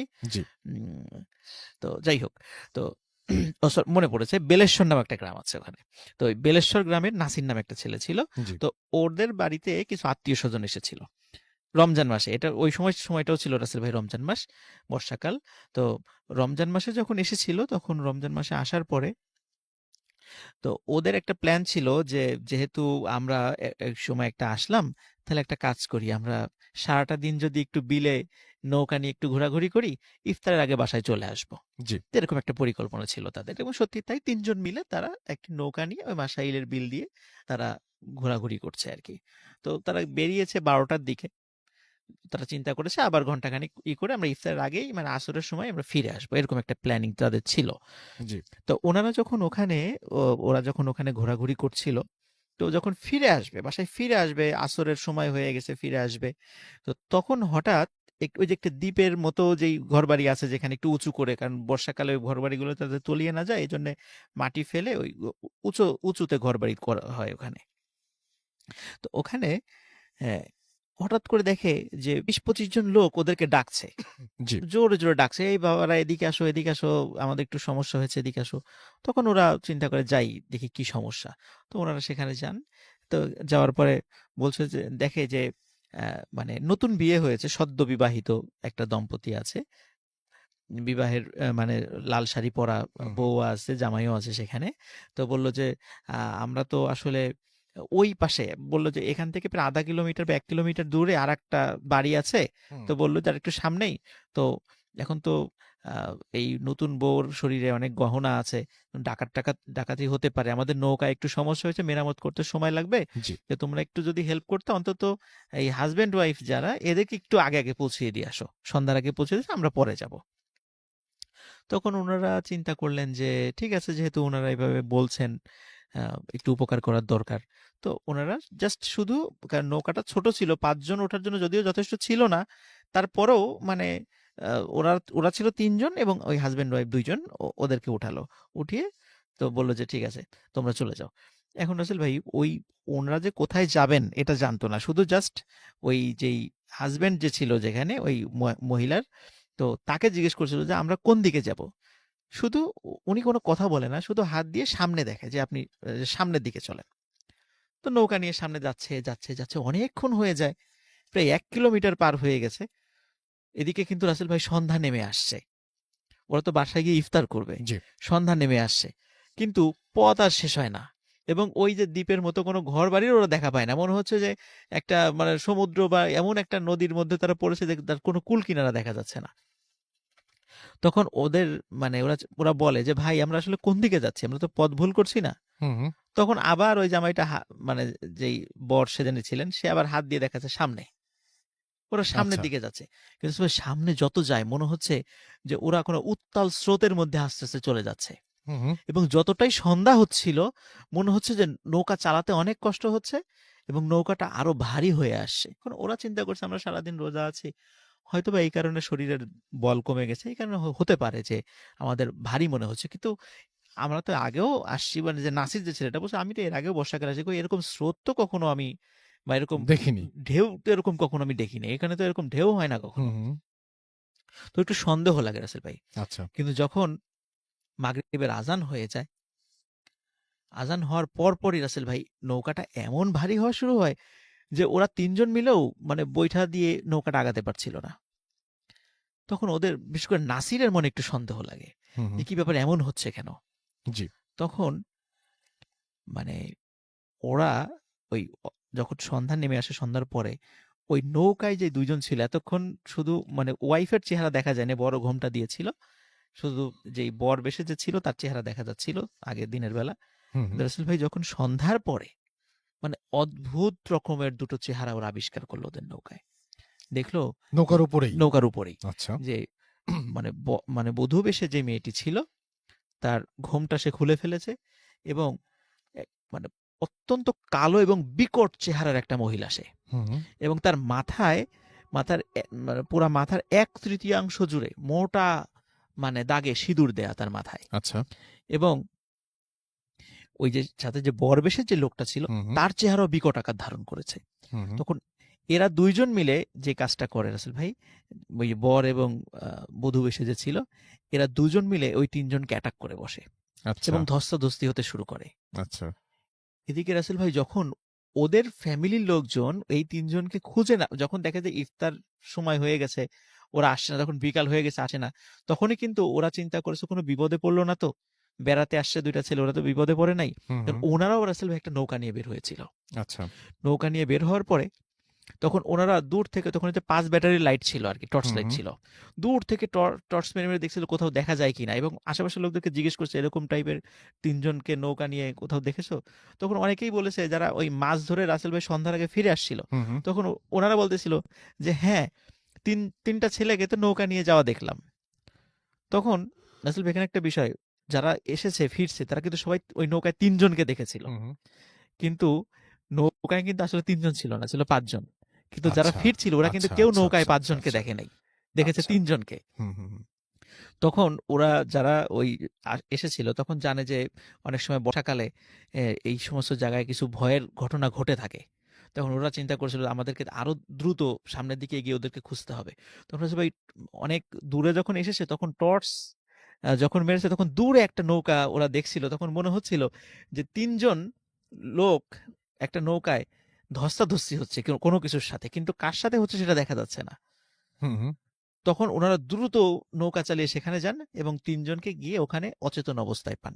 এবং আরেকটা জিনিস রাসেল ভাই, ওনারাও ওখানে গিয়ে আবিষ্কার করেন যে সত্যি সত্যি নৌকাটা এমন একটা জায়গায় যে ভয়ঙ্কর ঢেউ সেখানে ছিল, যে আচ্ছা, কোনো সময় ওই নৌকাটা যদি মানে উল্টিয়ে যায়, মানে ওরা তো অচেতন হয়ে গেছিল, ওরা কিন্তু আর সাঁতার কাটতে পারবে না, ওরা ওখানে মারা যাবে।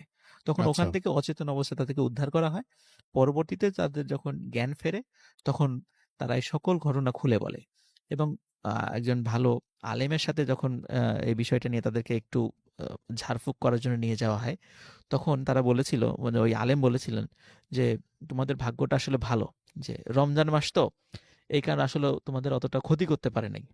কিন্তু যদি অন্য সময়টা হতো, এই বর্ষাকালে অন্য সময়টা হতো, এমন হুম। একটা জায়গায় তোমাদেরকে নিয়ে গেছিল, ওই জায়গাটা খুব দুষ্টু জিনপরিদের একটা আস্তানা। ওরা মাঝে মাঝে মানুষকে পথ ভুলিয়ে ওদিকে নিয়ে যায়। তো তোমরা এই এই সময়ের কারণে, রমজান মাসের কারণে ওরা অতটা তোমাদেরকে ক্ষতি করতে পারেনি, আল্লাহ তোমাদেরকে বাঁচিয়ে দিয়েছেন আর কি। তো এরপরে ওরা মোটামুটি এরপরে ওদের সাথে এই ধরনের ঘটনা রাসেল ভাইয়ের কখনো ঘটে নাই। এবং মাসাইলের বিলে বর্ষাকালে এরকম বেশ কিছু প্লেস আছে রাসেল ভাই যেখানে সন্ধ্যার পরে লোকজন কেউ যায় না। আচ্ছা। ওখানে এখনো এই ধরনের কিছু সমস্যা রয়ে গেছে। এটাই ছিল রাসেল ভাই আমার সেকেন্ড স্টোরি। অনেক ধন্যবাদ আপনাকে আপনার দ্বিতীয় ঘটনা বলার জন্য এবং আমাদেরকে শোনানোর জন্য। Thank you very much. আমরা যেটা এখন করব সেটা হচ্ছে ছোট্ট একটা বিরতি নিব এবং বিরতির পরে নতুন অতিথি নিয়ে আবারও ফিরে আসবো। তবে এই বিরতির মাঝখানেই আপনি শুনতে পাবেন আরো একটি ঘটনা, যেটি একটা অডিও ক্লিপ, এবং সেই অডিও ক্লিপটি আমি আপনাদের জন্য প্লে করছি এবং সেই সাথে নতুন অতিথি নিয়ে আবারও ফিরে আসছি কিছুক্ষণের মধ্যেই।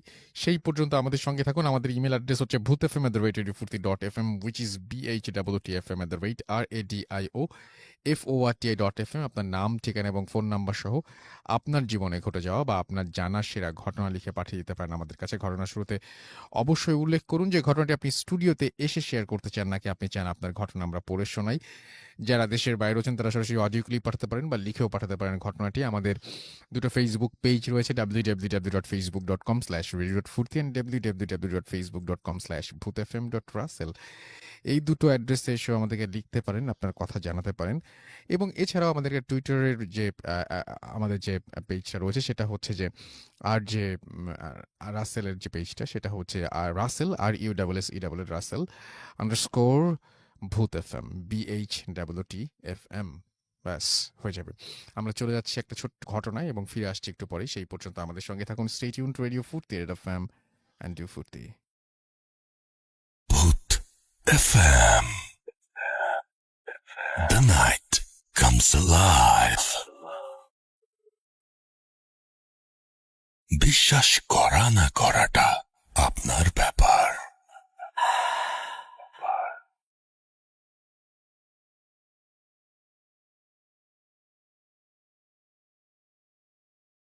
আসসালামু আলাইকুম রাসেল ভাই। আসসালামু আলাইকুম বহুত এফএম এর সকল লিসেনার্সদের। আমার নাম আজিজুর রহমান সজল। আমি ঢাকা বিশ্ববিদ্যালয়ের ফিনান্স বিভাগ থেকে সদ্য গ্রাজুয়েশন কমপ্লিট করলাম। বলে রাখা ভালো, আজকে যে ঘটনাটা শেয়ার করতে যাচ্ছি সেটা হচ্ছে আমার বাসা কেন্দ্রিক। এর আগের ঘটনাটা বলে নেওয়া দরকার। 2008 সালের দিকে আমাদের বাসার একজন ভাড়াটি আসে, যার নাম আমরা তাকে তাজুল আঙ্কেল বলে চিনতাম। তো ওনার ব্যবহার আচার আচরণ খুবই অদ্ভুত ছিল। অদ্ভুত বলতে স্বাভাবিক মানুষের মতো না। হঠাৎ করে চোখগুলা বড় করে আমাদের ভয় দেখাতো, বা হঠাৎ করে গাছে উঠে যেত, হঠাৎ করে এখানে চলে যেত, হঠাৎ করে দেখা যেত যে আমাদের বাসায় করই গাছ আছে, করই গাছের উপরে উঠে বসে ভাত খাচ্ছে। তো এরকম অদ্ভুত অনেক বিহেভিয়ার ওনার মধ্যে লক্ষ্য করা গেল। তো একদিন হঠাৎ করে কি হলো, ওনার স্ত্রী আমাদের বাসায় এসে অনেক চিৎকার করে বলতে লাগলো আমার বাবাকে যে চাচা আসেন, আমার হাজবেন্ড যেন কেমন করতেছে। তো উনি মানে অজ্ঞান হয়ে যায় বা এরকম কিছু। তখন আমরা বুঝতে পারলাম যে উনি পজেসড ছিল। তো আমাদের ভাড়াটিয়া যারা ছিল সবাই চলে আসে একটা রুমে, উনি চলে আসে। তো ওনাকে পজেসড করে। ওনার ভয়েসটা রাতারাতি চেঞ্জ হয়ে একটা মহিলার ভয়েস আমাদের সবাইকে সালাম দেয়া হলো, আমরা কথা বললাম, আমার বাবা কথা বললো। তো অনেকে অনেক কিছু জানতে চাইলো, সে বলে যাওয়ার আগে ওই তাজুল আঙ্কেলের পজেস করা ওই পরীটা আমাদের এটা বললো যে আমাদের বাসায় অনেক বেশি রকমের একটা সমস্যা আছে। এখন কি রকম সমস্যা আমার বাবা যখন জানতে চাইলেন, তখন বলা হলো যে আমাদের বাসার উপর দিয়ে জিন বা পরীদের চলাচলের একটা রাস্তা আছে, আমরা যেন কখনো তাদের ডিস্টার্ব না করি, তাহলে আমাদের ক্ষতি হতে পারে। আর যদি ডিস্টার্ব না করি তাহলে তারা আমাদের কখনো কোনো ক্ষতি করবে না। সো আমাদের বাসায় এরকম এই ঘটনাটা বলার পরে আমরা মোটামুটি একটু ভয় পেয়ে যাই। তারপরে একটা সার্টেন টাইম পরে তাজুল আঙ্কেল চলে যায়। তো আমরা আমাদের বাসায় প্রত্যেক দিন মানে এরপর থেকে আমরা যখন জানতে পারলাম, আমরা সবাই খেয়াল করা শুরু করলাম। 2008 সালে আমরা আমাদের বাসায় উঠার 6 মাস হয়েছে। তখনও আমরা টের পাই নাই, বাট যখন আমরা এটা জানতে পারলাম তখন আমরা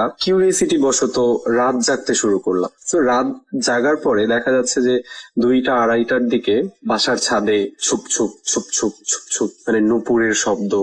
কখনো হয় না এরকম যে লোহার রড মাটিতে রেখে একজন হাত দিয়ে ধরে টেনে টেনে নিয়ে যাচ্ছে, মানে একটা গড় গড় গড় গড় গড় গড় একটা সাউন্ড হচ্ছে লোহার। এরকম অদ্ভুত রকমের শব্দ সাউন্ড আমরা শুনতেই থাকি। তো এই ব্যাপারগুলো আমাদের কাছে নর্মাল হয়ে যায়। আমরা এখন পর্যন্ত এরকম শব্দ সাউন্ড সব প্রত্যক্ষ করতে থাকি, আমি শুনতে পারি। তো এইগুলোর কোনো সমস্যা হয় না। একদিনের ঘটনা যেটা শেয়ার করার জন্য আজকে রেকর্ডিং পাঠানো, সেটা খুবই রিসেন্ট একটা ঘটনা এন্ড খুবই অদ্ভুত ছিল আমার সাথে। আমি এটার কোনো ব্যাখ্যা আসলে পাইনি। সেটা হচ্ছে আমি একদিন রাতে মুভি দেখে ঘুমালাম। আমার মনে আছে খুব জনপ্রিয় একটি মুভি আমাদের সার্ভারে আসেন, আমি দেখার পরে ঘুমালাম, স্পষ্ট মনে আছে। ঘুমানোর পরে আমি ফিল করতে থাকলাম যে আমার কাঁধে প্রচন্ড ব্যথা হচ্ছে। তো স্বভাবতই ব্যথার জন্য আমি ঘুম ভেঙে গেল। আমার ঘুম ভেঙে যাওয়ার পর আমি আবছা আবছা আলোতে তাকালাম, দেখলাম যে তারা দেখা যাচ্ছে, তারা, আকাশের তারা। তারপরে আকাশও দেখা যাচ্ছে। আমি না বুঝতে পারছি না যে কি হচ্ছে। তারপরে আমি হঠাৎ করে মানে একটু যেন চোখ কচলালাম। চোখ কচলানোর পরে একটু স্পষ্ট ভাবে কনসিয়াসলি তাকানোর চেষ্টা করলাম। স্টিল তারা এবং আকাশ দেখা যাচ্ছে। দেন রাসেল ভাই, I don't know why and how, আমি আবিষ্কার করলাম আমি ছাদের মধ্যে শুয়েছিলাম এন্ড আমার মাথার নিচে একটা ইট দেয়া ছিল। এন্ড দ্যাট ইজ ওয়াই আমার কাঁধ এবং ঘাড় প্রচন্ড রকমের ব্যথা করতেছিল। রাসেল ভাই, বলে রাখা ভালো, আমার কোনো স্লিপ ওয়াকের কোনো অভ্যাস বা কিছু ছিল না। এন্ড তারপরে আমি উঠলাম, আমার হাতে সবসময় ঘড়ি থাকতো, একটা ডিজিটাল ওয়াচ। তো আমি ঘড়িতে তাকালাম, দেখলাম 3:30টার মতো বাজে। আমি প্রচন্ড রকমের ভয় পেয়ে গেলাম। আমি দৌড়ে ছাদ থেকে নিচে নামলাম।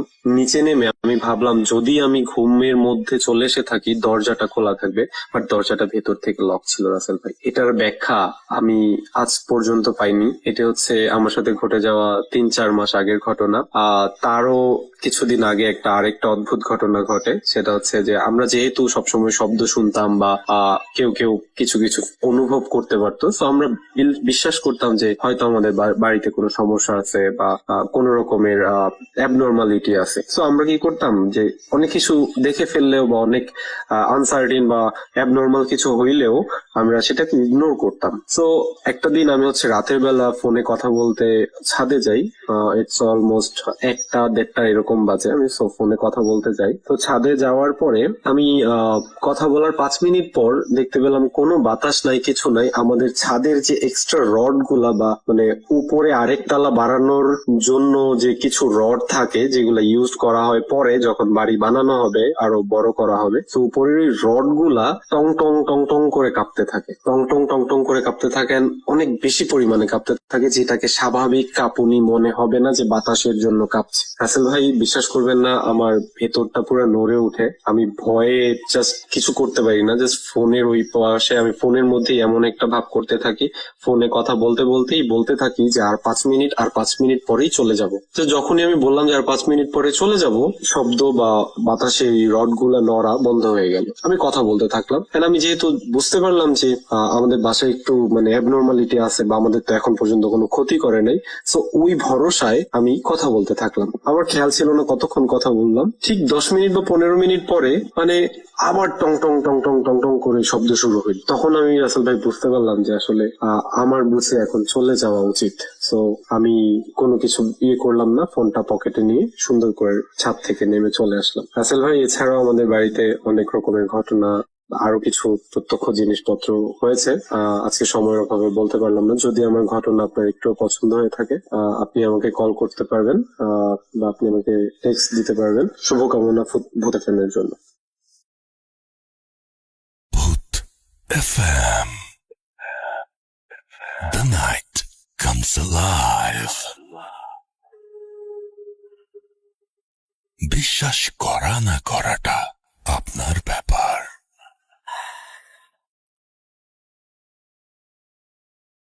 Welcome back. সরি, এই অডিও ক্লিপটি আগের ছিল এবং আমরা সেটা কাটতেও পারছি আমরা মাঝখানে।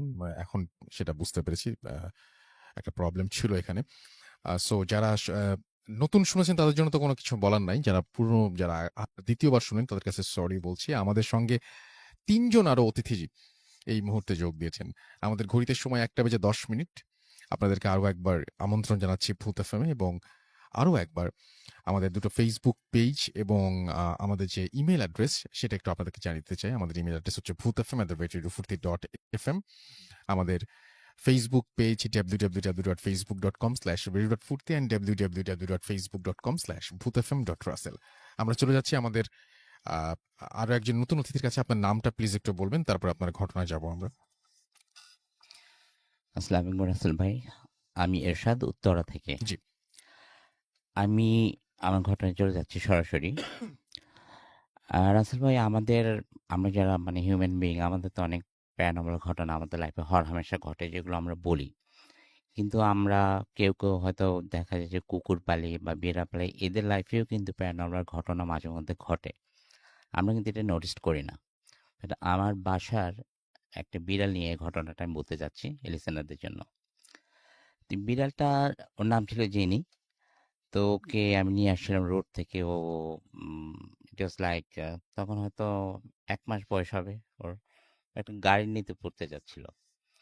তো তখন ওকে সেভ করে নিয়ে আসি। তো আমার বাসায় সাধারণত আমরা মানুষ খুব কম। আমি, আমার মা, বড় ভাইয়া, ভাবি, এই 4 জনই।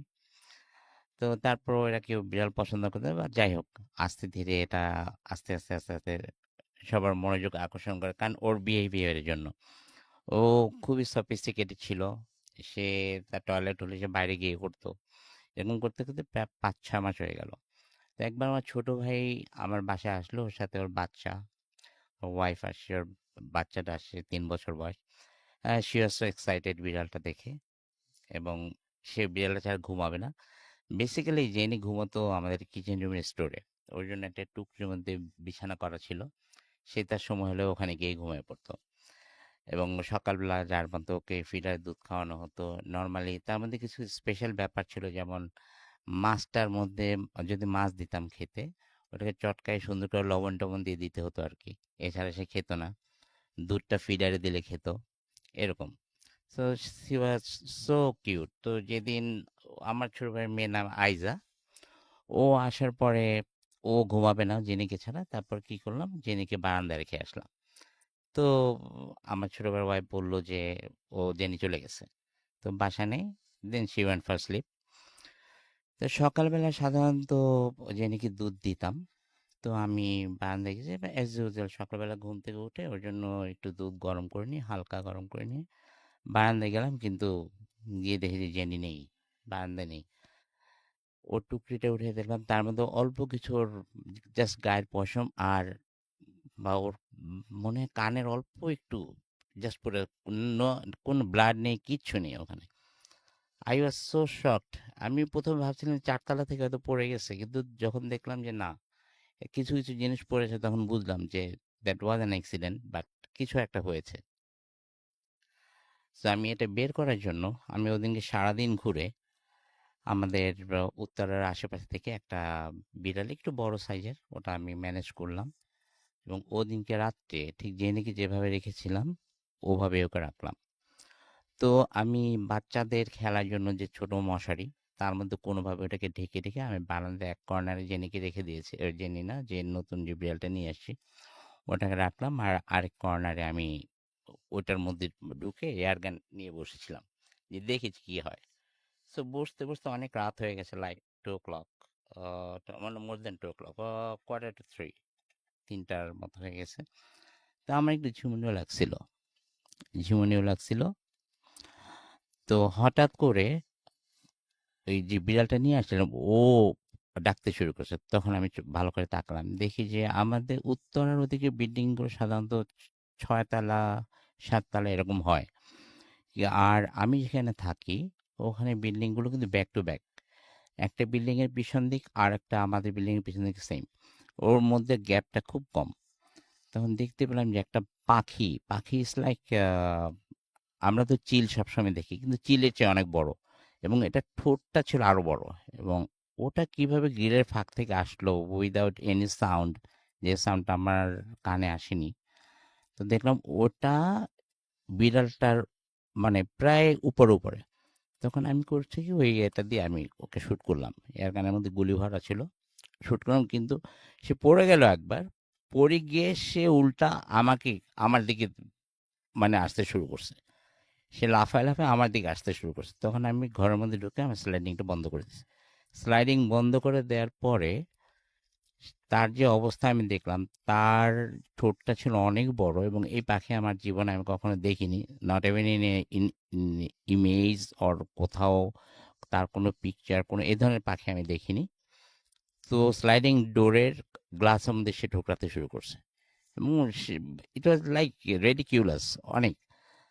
তো আমি তাকে বিভিন্নভাবে ভয় দেখাই, সে যাচ্ছেই না। তারপর কি করলাম, বার্নিশ করা যে ওটার স্পিরিট ছিল বাসায়, ওই স্পিরিট আমার একটা গেঞ্জির মধ্যে ঢেলে ওটার মধ্যে আগুন ধরাই দিয়ে, যে ওটার সামনে নিলাম গ্লাসের এই পাশে দিয়ে, তখন রাস্তায় করে বের হয়ে গেল। তারপর দেখলাম যে ও চলে যাওয়ার পর আমি আর কিছুক্ষণ ওয়েট করলাম যে এটা আবার ফিরে আসে কিনা, দেখলাম যে না, আর ফিরে আসেনি। পরের দিন ওই বিড়ালটাকে ছেড়ে দিলাম বাইরে। So it was my first story, Rasel ভাই। Thank you so much. আমরা চলে যাই আমাদের পরবর্তী অতিথির কাছে। আপনার নামটা প্লিজ একটু বলবেন, তারপর আপনি কোথা থেকে এসেছেন সেটা একটু শুনবো, তারপর আপনার ঘটনায় চলে যাব। জি। ধন্যবাদ রাসেল ভাই। আমি শাওন, আজিমপুর থেকে এসেছি। জি। আহ, আমি আজিমপুর আমি এখন থাকি, কিন্তু আমার গ্রামের বাড়ি মাগুরাতে। আমার ঘটনাটা বা আমার কাহিনীগুলো ওইখানেই ঘটছে। ভূত এফএমের সাথে আমি অনেকদিন ধরেই আসলে আমার নিজের যোগাযোগ আছে। আমি নিয়মিত গল্পগুলো শুনি।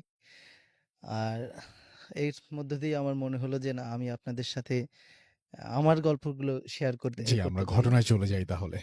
হ্যাঁ, আমাদের আমাদের বাড়িতে আমাদের যে ঘটনাটা সেটা আমার বাড়ির আশেপাশের বিভিন্ন জায়গাকে কেন্দ্র করেই আসলে এই ঘটনাগুলো ঘটেছে। আমাদের বাড়ির আশেপাশে খুব বড় বড় গাছ একটা সময় ছিল। আমি যখন ছোট ছিলাম তখন দেখতাম আহ, অনেক অনেক অনেক পুরাতন গাছগুলো আমাদের গ্রামের বিভিন্ন জায়গায় ছিল। যেটা আমরা আমাদের বাড়িতে দেখেছি যে আমাদের বাড়ির একটা পারিবারিক গোরস্থান আছে, এবং গোরস্থানের সাইড দিয়ে আপনার বড় বড় কাঁঠাল গাছ, আম গাছ, বাঁশবাগান, এমনকি বড় বড় দুটা তেঁতুল গাছও ছিল। আমাদের বাড়িতে চারপাশ দিয়ে যেভাবে গাছগাছালি ছিল, আমাদের বাড়িটা একটু উঁচু জায়গাতে। সেখানে দেখা যেত যে আপনার আহ, মাঝে একদমই সন্ধ্যার পরপরই একদমই চারপাশে অন্ধকার হয়ে আসতো। জি। মানে তেমন ভাবে আসতো না, সূর্যের আলোটা সেভাবে পৌঁছাতো না। এখন অবশ্য সেই জায়গাটা একটু চেঞ্জ আসছে, কিন্তু যখন এমন আমরা ছোটবেলায় ছিলাম, আমরা ওই আম গাছ বা আমের সময় বা কাঁঠালের সময় যে ঝড় টড় হতো, আমরা ওটা কুড়াইতে যাইতাম, এরকমের ব্যাপারগুলো হতো। এখন যে বিষয়গুলো আসলে আমরা ফেস করতে থাকলাম একটা সময়, যে মাঝে মাঝে দেখতাম যে আমাদের ওই আম কুড়াইতে গেলে ঝড় হচ্ছে, আম প্রচুর পরিমাণে আম পড়ছে, আমরা বুঝতে পারছি যে সব হচ্ছে, আমরা যে দেখি যে আম নাই। ঘটনাটা কি, মানে এমন ভাবে কিছু কিছু ইয়াটা চলতে থাকে। আমরা তো এগুলো মনে করছি কেউ আশেপাশ থেকে এসে এগুলো কুড়ায় নিয়ে যাচ্ছে। এরপর থেকে কিছু কিছু দিনে দেখা যেত কেউ আমার কোনো ভাই গেছে আম কুড়াইতে বা ওই ওই সাইড দিয়ে একটু হাঁটাচলা করতেছে, তারা কিছু কিছু শব্দ শুনতে পাচ্ছে এবং মনে হচ্ছে তাদের সাথে সাথে কেউ ঘুরছে এরকমের, বা আশেপাশে লেগে চলাচল করতেছে, এরকমের কিছু কিছু ঘটনা ঘটতে থাকে। কিন্তু এইগুলোকে অত বেশি বড় প্রায়োরিটি না দিলে পরেও তারপরেও কিছু ক্ষেত্রে আমাদের নিজেদের ভিতরই একটা অসুবিধা, মানে ছোট ছিলাম তো, মনে হচ্ছিল যে কেন একটা ঝামেলা হচ্ছে কি না, ঝামেলা হচ্ছে কি না। আহ, একটা সময় দেখা যেত যে আমার আব্বু বা আমার চাচারা যদি এরকমের বড় বড় মাছ একটা সময় কিনে নিয়ে আসতো রাতের বেলায়, আহ, ওই দিন রাতেই প্রতিটা বাড়ি বা আমাদের ঘরেগুলোতেই দেখতাম যে টিনের চালে আপনার ইট পড়তেছে বা অন্য কিছু এসে লেগে খুব শব্দ করতেছে, এরকমের কিছু কিছু ঘটনা আস্তে আস্তে ঘটতে থাকে। এরকমের আমি যেমন একদিন ঘুমিয়ে আছি, হঠাৎ করে রাতের বেলায় আপনার ঘুম ভেঙে গেছে। আমাদের তখন ঘরগুলো আপনার বেড়ার ঘর ছিল, ফাঁকা জায়গা যে এই জায়গাটাই আপনার দেখা যেত যে আমি হঠাৎ করে একদিন ঘুম ভেঙে উঠছি, আমার এই ফাঁকা জায়গা দিয়ে আমি হঠাৎ করে চোখ গিয়েছে, যাওয়ার পরে দেখি যে কেউ একজন এসে তখন আনুমানিক রাত ৩টা বাজবে এমন একটা সময়। জি। আমাদের হঠাৎ করে দেখি যে কেউ একজন এসে আমার সামনে বেশি দাঁড়ালো, পিঠ মোড়া দিয়ে, পিঠের দিক থেকে দেখছি, সাদা ড্রেস পরা। হঠাৎ করেই সে চুলটা ছেড়ে দিল এবং চুলটা একদম আস্তে করে পা দিয়ে বেয়ে মাটির সাথে লেগে গেছে। আমি আহ, ছোট থাকার কারণে খুবই ভীত, মানে ভয় পেয়ে গেছি। সাথে সাথেই আপনার ঘুমিয়ে পড়ছি। এটা ছিল আমার সাথে ঘটনা। পরবর্তী দিনে এটা মূলত আমরা ওই ওই বছরটাই যেটা ফেস করছি, যে এই বর্ষার সময়তেই বেশি এটা দেখা যেত, যে হঠাৎ করেই আমার ভাই আপনার আম কুড়াইতে গেছে বৃষ্টি ঝড়ের সময়। এখন দেখে যে সব জায়গায় ইয়াটা গাছগাছালি অনেক নড়াচড়া করতেছে, কিন্তু পাশেই যে বাঁশবাগানটা আছে, এই বাঁশবাগানের কোনো বাঁশই নড়তেছে না। কিন্তু বাঁশের কয়েকটা বাঁশ হেলে এসে একদম ইসের সাথে, মাটির সাথে লেগে আছে। একটু অস্বাভাবিক মনে হওয়ার কারণে ভাই একটু ঘাবড়ে গেছে যে কি কাহিনী, কি এরকমের। হঠাৎ করে তাকিয়ে দেখে যে না, কিছু একটা মনে হচ্ছে, দেখতেছে দেখতেছে। তাড়াতাড়ি আপনার সে লেগে ওইখান থেকে বের হয়ে আসে, কিন্তু মানে স্পষ্টভাবে সে ওইখানে ওইটা বুঝতে পারে না যে আসলে কি দেখেছে। বাড়িতে এসে আমাদের চাচাদের কাছে, সবার কাছে একটু আসলে ঘটনাটা বলে। এটা বলার সাথে সাথে আমরা নিজেরাও অনেক কিছু বলতে থাকি যে আমরা এরকমের কিছু দেখতেছি, আমি এরকম দেখছি। আর একজন বলে যে না, সে যখন হাঁটাহাঁটি করতেছে তার পাশে অনেক কিছু যে যাচ্ছে। এই ঘটনাটা তখন আমাদের বাড়িতে মোটামুটি একটা সবার ভিতরে একটা ভীত সন্ত্রস্ত একটা অবস্থা তৈরি করে। এর পরে আমাদের চাচারা যে হুজুর ডেকে নিয়ে আসে।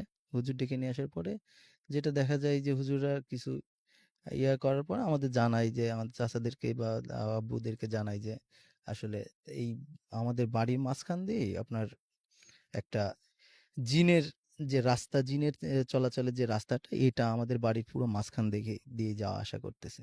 সো আমরা যদি এখন ওইটাকে একটু বাধা দেওয়ার চেষ্টা করি তাহলে আমাদের সমস্যা হতে পারে। তা এখন এটার এরকম কথা শুনে আমার এক চাচা একটু এক্সট্রোভার্ট টাইপের ছিল। উনি বলছে না, আমি এগুলো মানি না আসলে। আমাদের বাড়ির পাশেই যে তেঁতুল গাছ ছিল, উনি আসলে বলতেছে এইসব ঝোপঝাড়ের কারণে আমাদের আসলে এরকম ঝামেলা টামেলা হচ্ছে, কেটে ফেলি। তো উনি আসলে আমাদের পরের সপ্তাহে আমাদের বাড়িতে পাশের যে তেঁতুল গাছটা ছিল, তেঁতুল গাছটা কেটে ফেলে। এখন তেঁতুল গাছটা কেটে ফেলার পর থেকে আমাদের বাড়িতে আশেপাশ থেকে প্রতিদিনই আমাদের সন্ধ্যার পর থেকে যেটা দেখতাম, যে কোনো রকমেরই আপনার শব্দ আমরা ইয়ে করতে পারতাম না, মানে এক্সিকিউটেড করতে পারতাম না। যে আসতেছে, আমাদের মনে হচ্ছে যে ধূপ করে একটা শব্দ আসতেছে, সাই সাই সাই সাই সাই সাই করে শব্দ আসতেছে, আবার থেমে যাচ্ছে, তো আবার একটা চিন চিন চিন চিন চিন চিন চিন চিন শব্দ আসতেছে। তা আবার আমাদের আর কি এটা এমনভাবেই আমাদের বিরক্ত করা শুরু করলো, যে আসলে আমরা ছোট ছিলাম, আমাদের বড়রাও এটাকে আর কি বিরক্তিকর একটা পর্যায়ে নিয়ে চলে আসলো। এরপরে আবার হুজুরদের ডাকা হলো এবং পরবর্তীতে ওনারা নিজেরাও কিছু বন্ধ দিল, যেটাকে ওই যে গ্রামের যেটা হয় যে বিভিন্ন রকম কলমা পড়া বা সোরা-টোরা পড়ে চারপাশে একটু এটি ফু-টু দিয়ে দেন আরকি কিছু তাবিজটা চারপাশে দিয়ে দিল। এরপর থেকে আস্তে আস্তে আমাদের এই প্রভাবটা কেটে গেল। এখন আপাতত আমাদের বাড়িতে যে আশেপাশে বড় গাছগুলো ছিল সব কেটে ফেলা দিয়ে হয়েছে এবং মোটামুটি ফাঁকা একটা জায়গায় অবস্থান করতেছে। এই ছিল আমাদের বাড়ির অবস্থাটা। এখন সেইখান থেকে আমরা আরকি কিছুটা হলেও পরিত্রাণ পেয়েছি। ওকে, ধন্যবাদ। Thank you so much. আমরা চলে যাব আমাদের শেষ অতিথির কাছে। আপনার নামটা একটু প্লিজ বলবেন, আপনি কোথা থেকে এসেছেন, কাছ থেকে বলতে হবে একটু। জি, বলুন। রাসেল ভাই, থ্যাংক জি ইউ। আমি ফারহান জি ফ্রম উত্তরা। জি আমি আজকে যে স্টোরিটা বলবো এটা আমার এক ফ্রেন্ডের কাছ থেকে শোনা। আমি ওর নামটা একটু বলতে চাচ্ছি রাসেল ভাই। ওর নাম হচ্ছে সুপ্রিয়। তো আমার স্টোরিটা হচ্ছে এরকমের। ও আমার ফ্রেন্ড যখন ভার্সিটিতে পড়তো, ও ইস্ট ওয়েস্ট ইউনিভার্সিটির স্টুডেন্ট ছিল। তো জি ওরা একটা ফ্ল্যাটে 3টা ফ্রেন্ড মিলে থাকতো। তো সাডেনলি ওরা বাসায় ওঠার 2-3 দিনের মাথায় ওদের ওই 3 জনের ভিতরে একজন যে আপনার মানে রাতের বেলা শুতে গেছে। তো হঠাৎ করে ওর মানে চোখে এরকম একটা ফিল হয়েছে যে ও কাউকে একজন বয়স্ক বৃদ্ধ মহিলা যে একজন সাদা কাপড় পরে বসে আছে। তো ঘুম চোখে ফার্স্ট টাইম ও জিনিসটা ওইভাবে নোটিস করতে পারেনি, ও ঘুমায় গেছে। সেকেন্ড ডেতে যেটা হয়েছে সেম জিনিসটা ও আবার ফিল করছে। ফিল করার পরে ও পরের দিন ঘুম থেকে উঠে বাকি যেই দুজন ছিল আমার ফ্রেন্ড এবং আরেকজন ওদের সাথে ঘটনাটা শেয়ার করলো। শেয়ার করার পরে ওরা জিনিসটা আসলে ওইভাবে নেয়নি, ওরা ফান মনে করছে, ফান মনে করে ওই ফ্রেন্ডের সাথে মজা করছে। জি তো এর কিছুদিন পরে যেটা হলো, এরপরে কন্টিনিউয়াসলি ওই ফ্রেন্ডের সাথে এই ঘটনাটা প্রতিনিয়ত ঘটতে থাকে এবং ও অনেক ভয় পেতে থাকে, বাট ও জিনিসটা কারোর সাথে এক্সপোজ করতে পারে না, শেয়ার করতে পারে না, বিকজ সবাই ওর সাথে মজা করছে। জি এরপর যেটা ঘটেছে, এরপরে ওর হঠাৎ করে খুব জ্বর চলে আসে। জ্বর চলে আসায় ও ওর গ্রামের বাড়িতে মুভ করে। দেন বাসায় বাকি থাকে দুজন। তো এই দুজন বাসায় রুমও 2টা রাসেল ভাই। তো দুইজন 2 রুমে শুতে গেছে।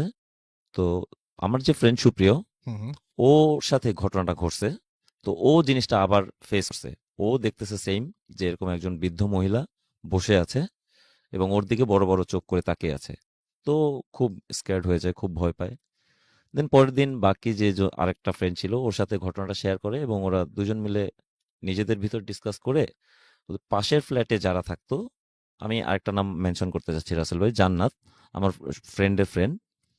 তো ওর সাথে ঘটনা শেয়ার করার পরে ও বলতেছে, আমি আসলে তোমাকে এই ব্যাপারে কিছু বলতে পারবো না, তুমি তোমাদের বাসায় যে বুয়া কাজ করে বুয়ার কাছে জিজ্ঞেস করলে তুমি বেটার কিছু জানতে পারবা। হুম দেন ও ওই ওদের বাসার বুয়ার কাছে জিজ্ঞেস করে। দেন বুয়ার কাছে জিজ্ঞেস করে যেটা জানতে পারে সেটা এরকম ছিল যে ওই বাসায় আগে একজন বৃদ্ধ মহিলা থাকতো। উনি বৌদ্ধ ধর্মের ছিলেন। হুম হুম তো উনি ওখানে প্রতিনিয়ত পূজা করতেন। তো একদিন পূজা করা অবস্থায় উনি ওখানে সাডেনলি মারা যায়। তো এরপর থেকে যারাই ওইখানে আসে, ওই ফ্ল্যাটে আসে, হুম সবাই মোটামুটি অল্প কিছুদিন থাকার পরে ওই বাসাটা ছেড়ে দেয়।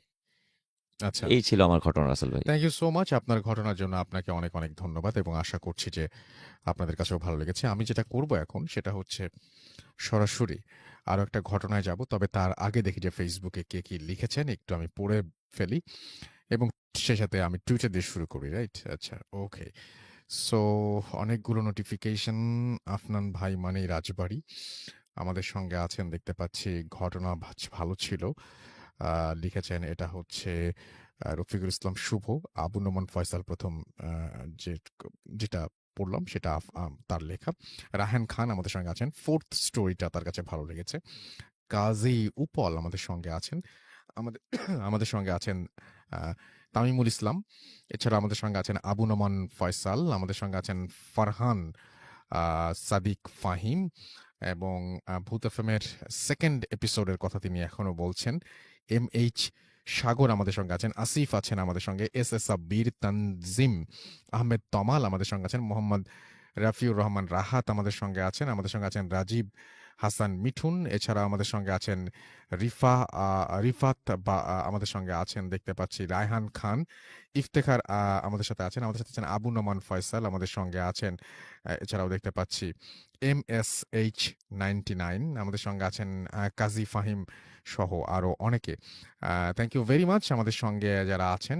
আমাদের সঙ্গে আরো অনেকেই, CR হাসান, আছেন আমাদের সঙ্গে, ডিজে স্যাম আমাদের সঙ্গে আছেন, সাকিবুল ইসলাম শিমুল আছেন টুইটারে আমাদের সঙ্গে, সাদমান সাকিব, ফারদিন আমাদের সঙ্গে আছেন, বিশাল বৈরাগী রাজবীর, এছাড়াও ইফতেখার আরিক ফাহাদ আমাদের সঙ্গে, তানজিম আহমেদ তমালকে দেখতে পাচ্ছি, এমডি তানভীর মেহেদি আমাদের সঙ্গে লিখেছেন যে আমি ভয় পাই না।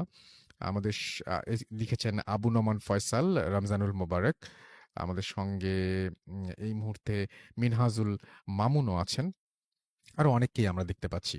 আমাদের যে রেডিও ফুর্তি যে পেজটা, সেই পেজে আমি দেখতে পাচ্ছি এখানে অনেকে আছেন, এবং সেই পেজে আমি আসব, তবে তার আগে না চলে আসি, এবং সেখানে অনেকেই আসলে আছেন। আমাদের এই পেজটির অ্যাড্রেস হচ্ছে www.facebook.com/radio.furti, এবং সেইখানে যারা আমাদেরকে লিখছেন তাদের মধ্যে আমি দেখতে পাচ্ছি সুলতান কবির, এবং আয়নার ঘটনাটা, হ্যাঁ আমি আয়নার ঘটনাটা আমিও চাচ্ছি, এটা আমাদের অলরেডি আমাদের পাঠিয়ে দেওয়া হয়েছে, আমাদের যারা যিনি আমাদের প্রোডাকশনে, এখনো পর্যন্ত সেটা মানে আমাদের মিউজিক সহ আসেনি আর কি। আপনারা তো ঘটনা পাঠান মিউজিক ছাড়া, এবং আমরা সবসময় সাজেস্ট করি ঘটনা পাঠালে অবশ্যই মিউজিক ছাড়া পাঠাবেন, আমাদের সেখানে মিউজিক অ্যাড করতে হয়। রাফিউ আহমেদ আমাদের সঙ্গে আছেন, এমডি মেহেদি হাসান সানি, কায়সার হামিদ, এছাড়াও আছেন অচেনা বন্ধু তুহিন, ফাহিম শাহরিয়ার সৌরভ, তানভীর আহমেদ প্রান্ত রাজশাহী থেকে শুনছেন, এমডি মিশুক ইসলাম চাঁপাইনবাবগঞ্জ থেকে শুনছেন, এমডি অপূর্ব হাসপাতালের ঘটনা ভালো লাগে আমাদের সঙ্গে, সাইমুল ইসলাম সাদাত আছেন আমাদের সঙ্গে, আসলে ভালো ঘটনা সেটা যেখানেই ঘটুক না কেন ভালো লাগে, যেটা আমি মনে করি আর কি।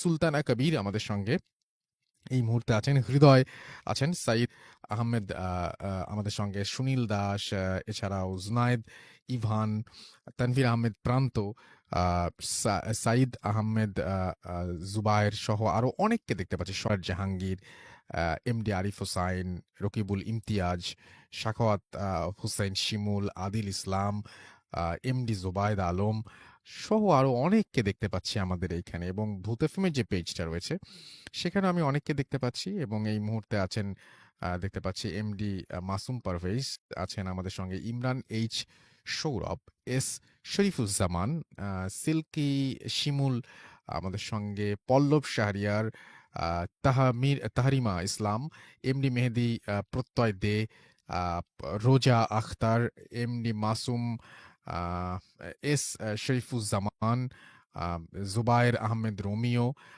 আকাশ K Banik, MD Mehedi Hasan, Mahin Momtaz, SH Sagar সহ আরো অনেকে আমি এই মুহূর্তে দেখতে পাচ্ছি।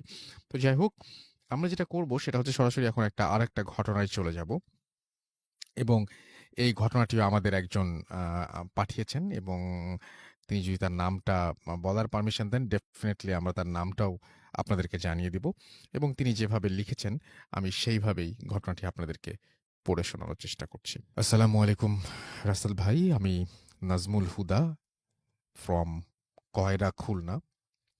আমি বর্তমানে খুলনা BL কলেজের ইংরেজি বিভাগের প্রথম বর্ষের ছাত্র। আপনি তো ভালোর দলেই, তাই আপনাকে ভালো মন্দ জিজ্ঞেস করলাম না।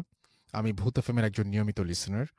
আজ আমি আপনাকে যে ঘটনাটি বলতে যাচ্ছি সেটি আমার পাশের বাসার আপার সাথে বাস্তব ঘটে যাওয়া একটি ঘটনা।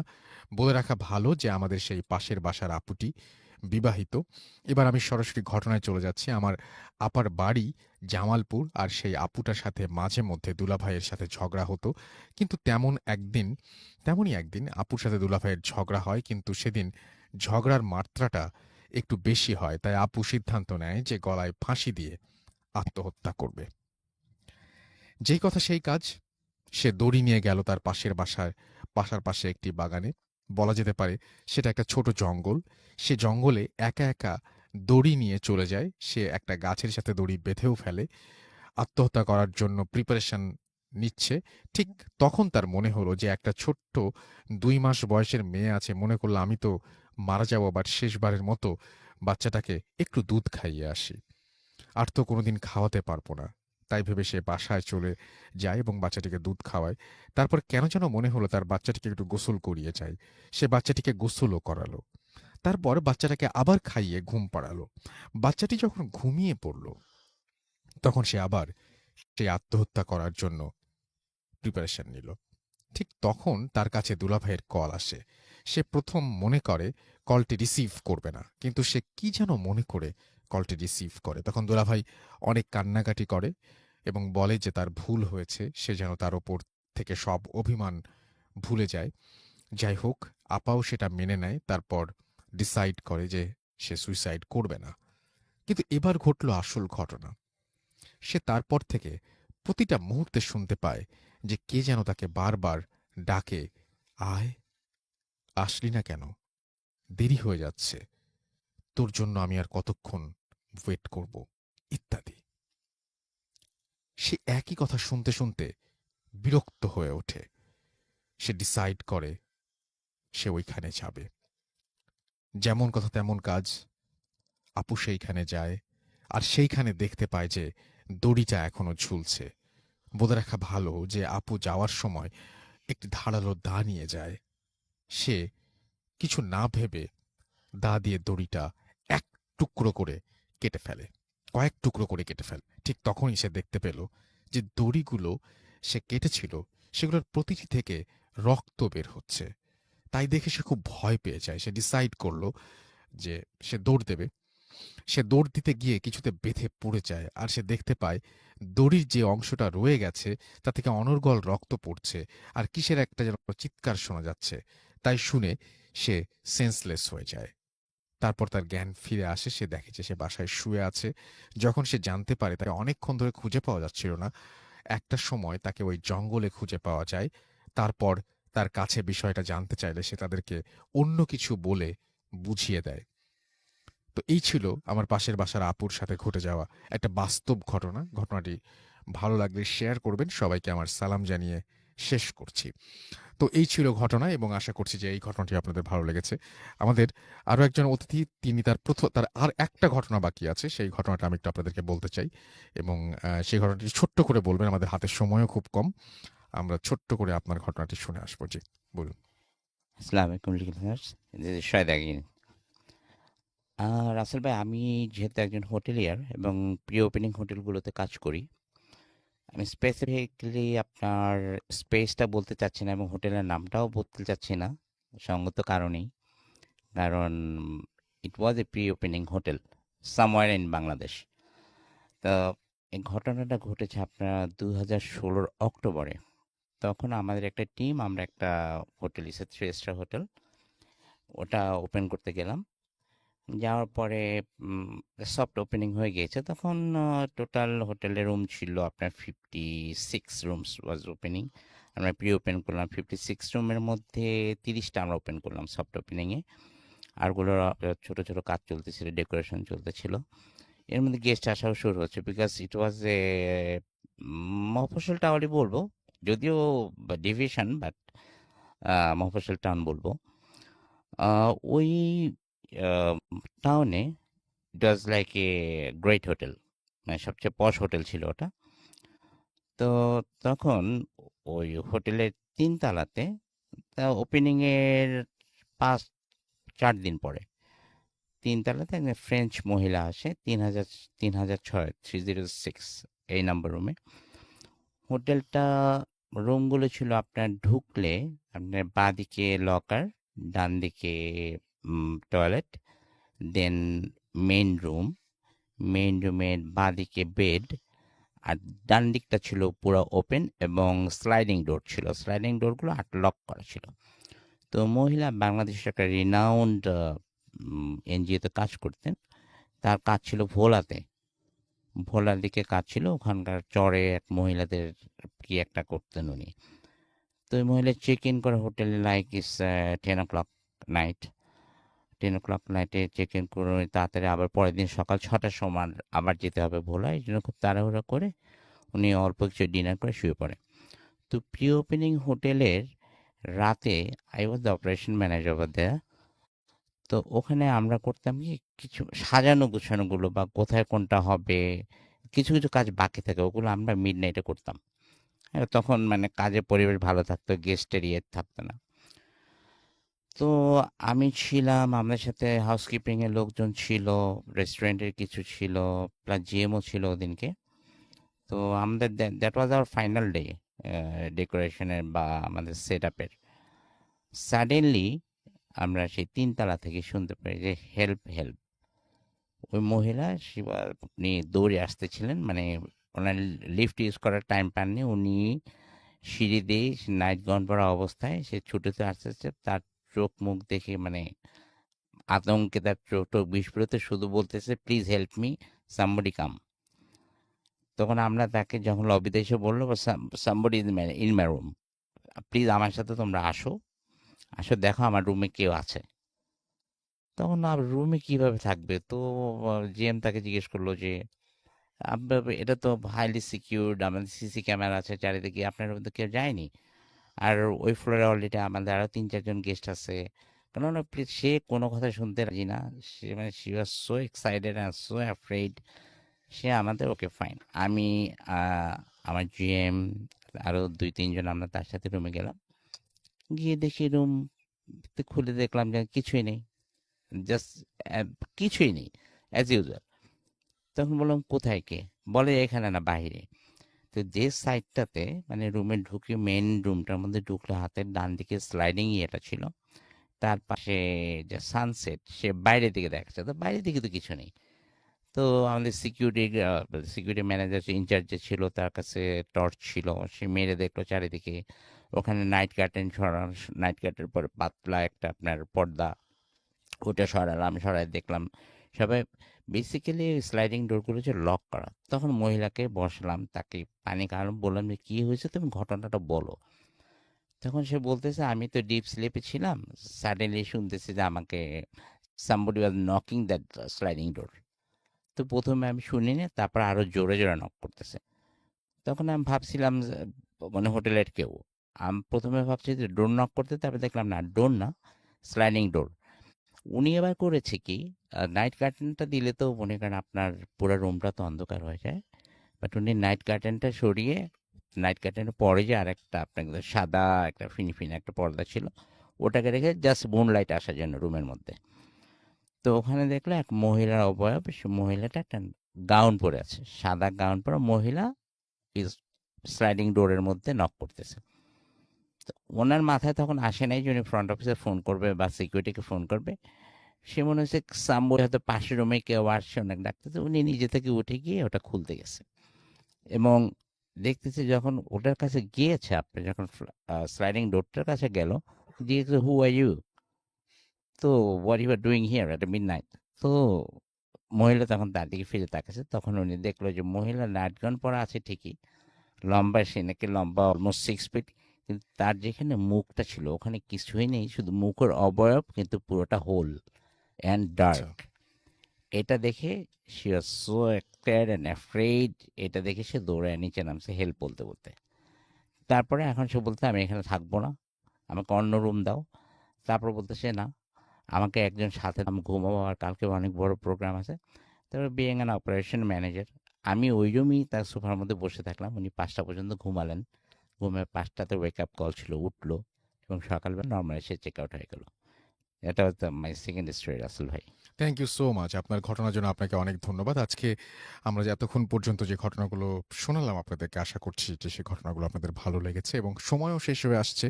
আমরা আজকের মতো এখানে শেষ করতে চাই। কথা হবে আবারও আগামী শুক্রবার ঠিক একই সময়ে, এবং তার আগে জানিয়ে দিই আমাদের ইমেল অ্যাড্রেস হচ্ছে bhutfm@radio40.fm, which is bhwtfm@radio4ti.fm। আপনার নাম, ঠিকানা এবং ফোন নাম্বার সহ আপনার জীবনে ঘটে যাওয়া বা আপনার জানা সেরা ঘটনা লিখে পাঠিয়ে দিন আমাদের কাছে। ঘটনার শুরুতে অবশ্যই উল্লেখ করুন যে ঘটনাগুলো আপনি স্টুডিওতে এসে শেয়ার করতে চান, নাকি আপনি চান আপনাদের ঘটনাগুলো আমরা পড়ে শোনাই। যারা দেশের বাইরে আছেন তারা সরাসরি অডিও ক্লিপ পাঠাতে পারেন বা লিখেও পাঠাতে পারেন আমাদেরকে। চলে যাব আজকের মতো, ফিরে আসবো আবার আগামী শুক্রবার ইনশাল্লাহ। সেই পর্যন্ত সবাই ভালো থাকুন, সুস্থ থাকুন, সুন্দর থাকুন, মোস্ট ইম্পর্টেন্টলি ফুর্তিতে থাকুন। টাটা। Radio 40, 88 FM.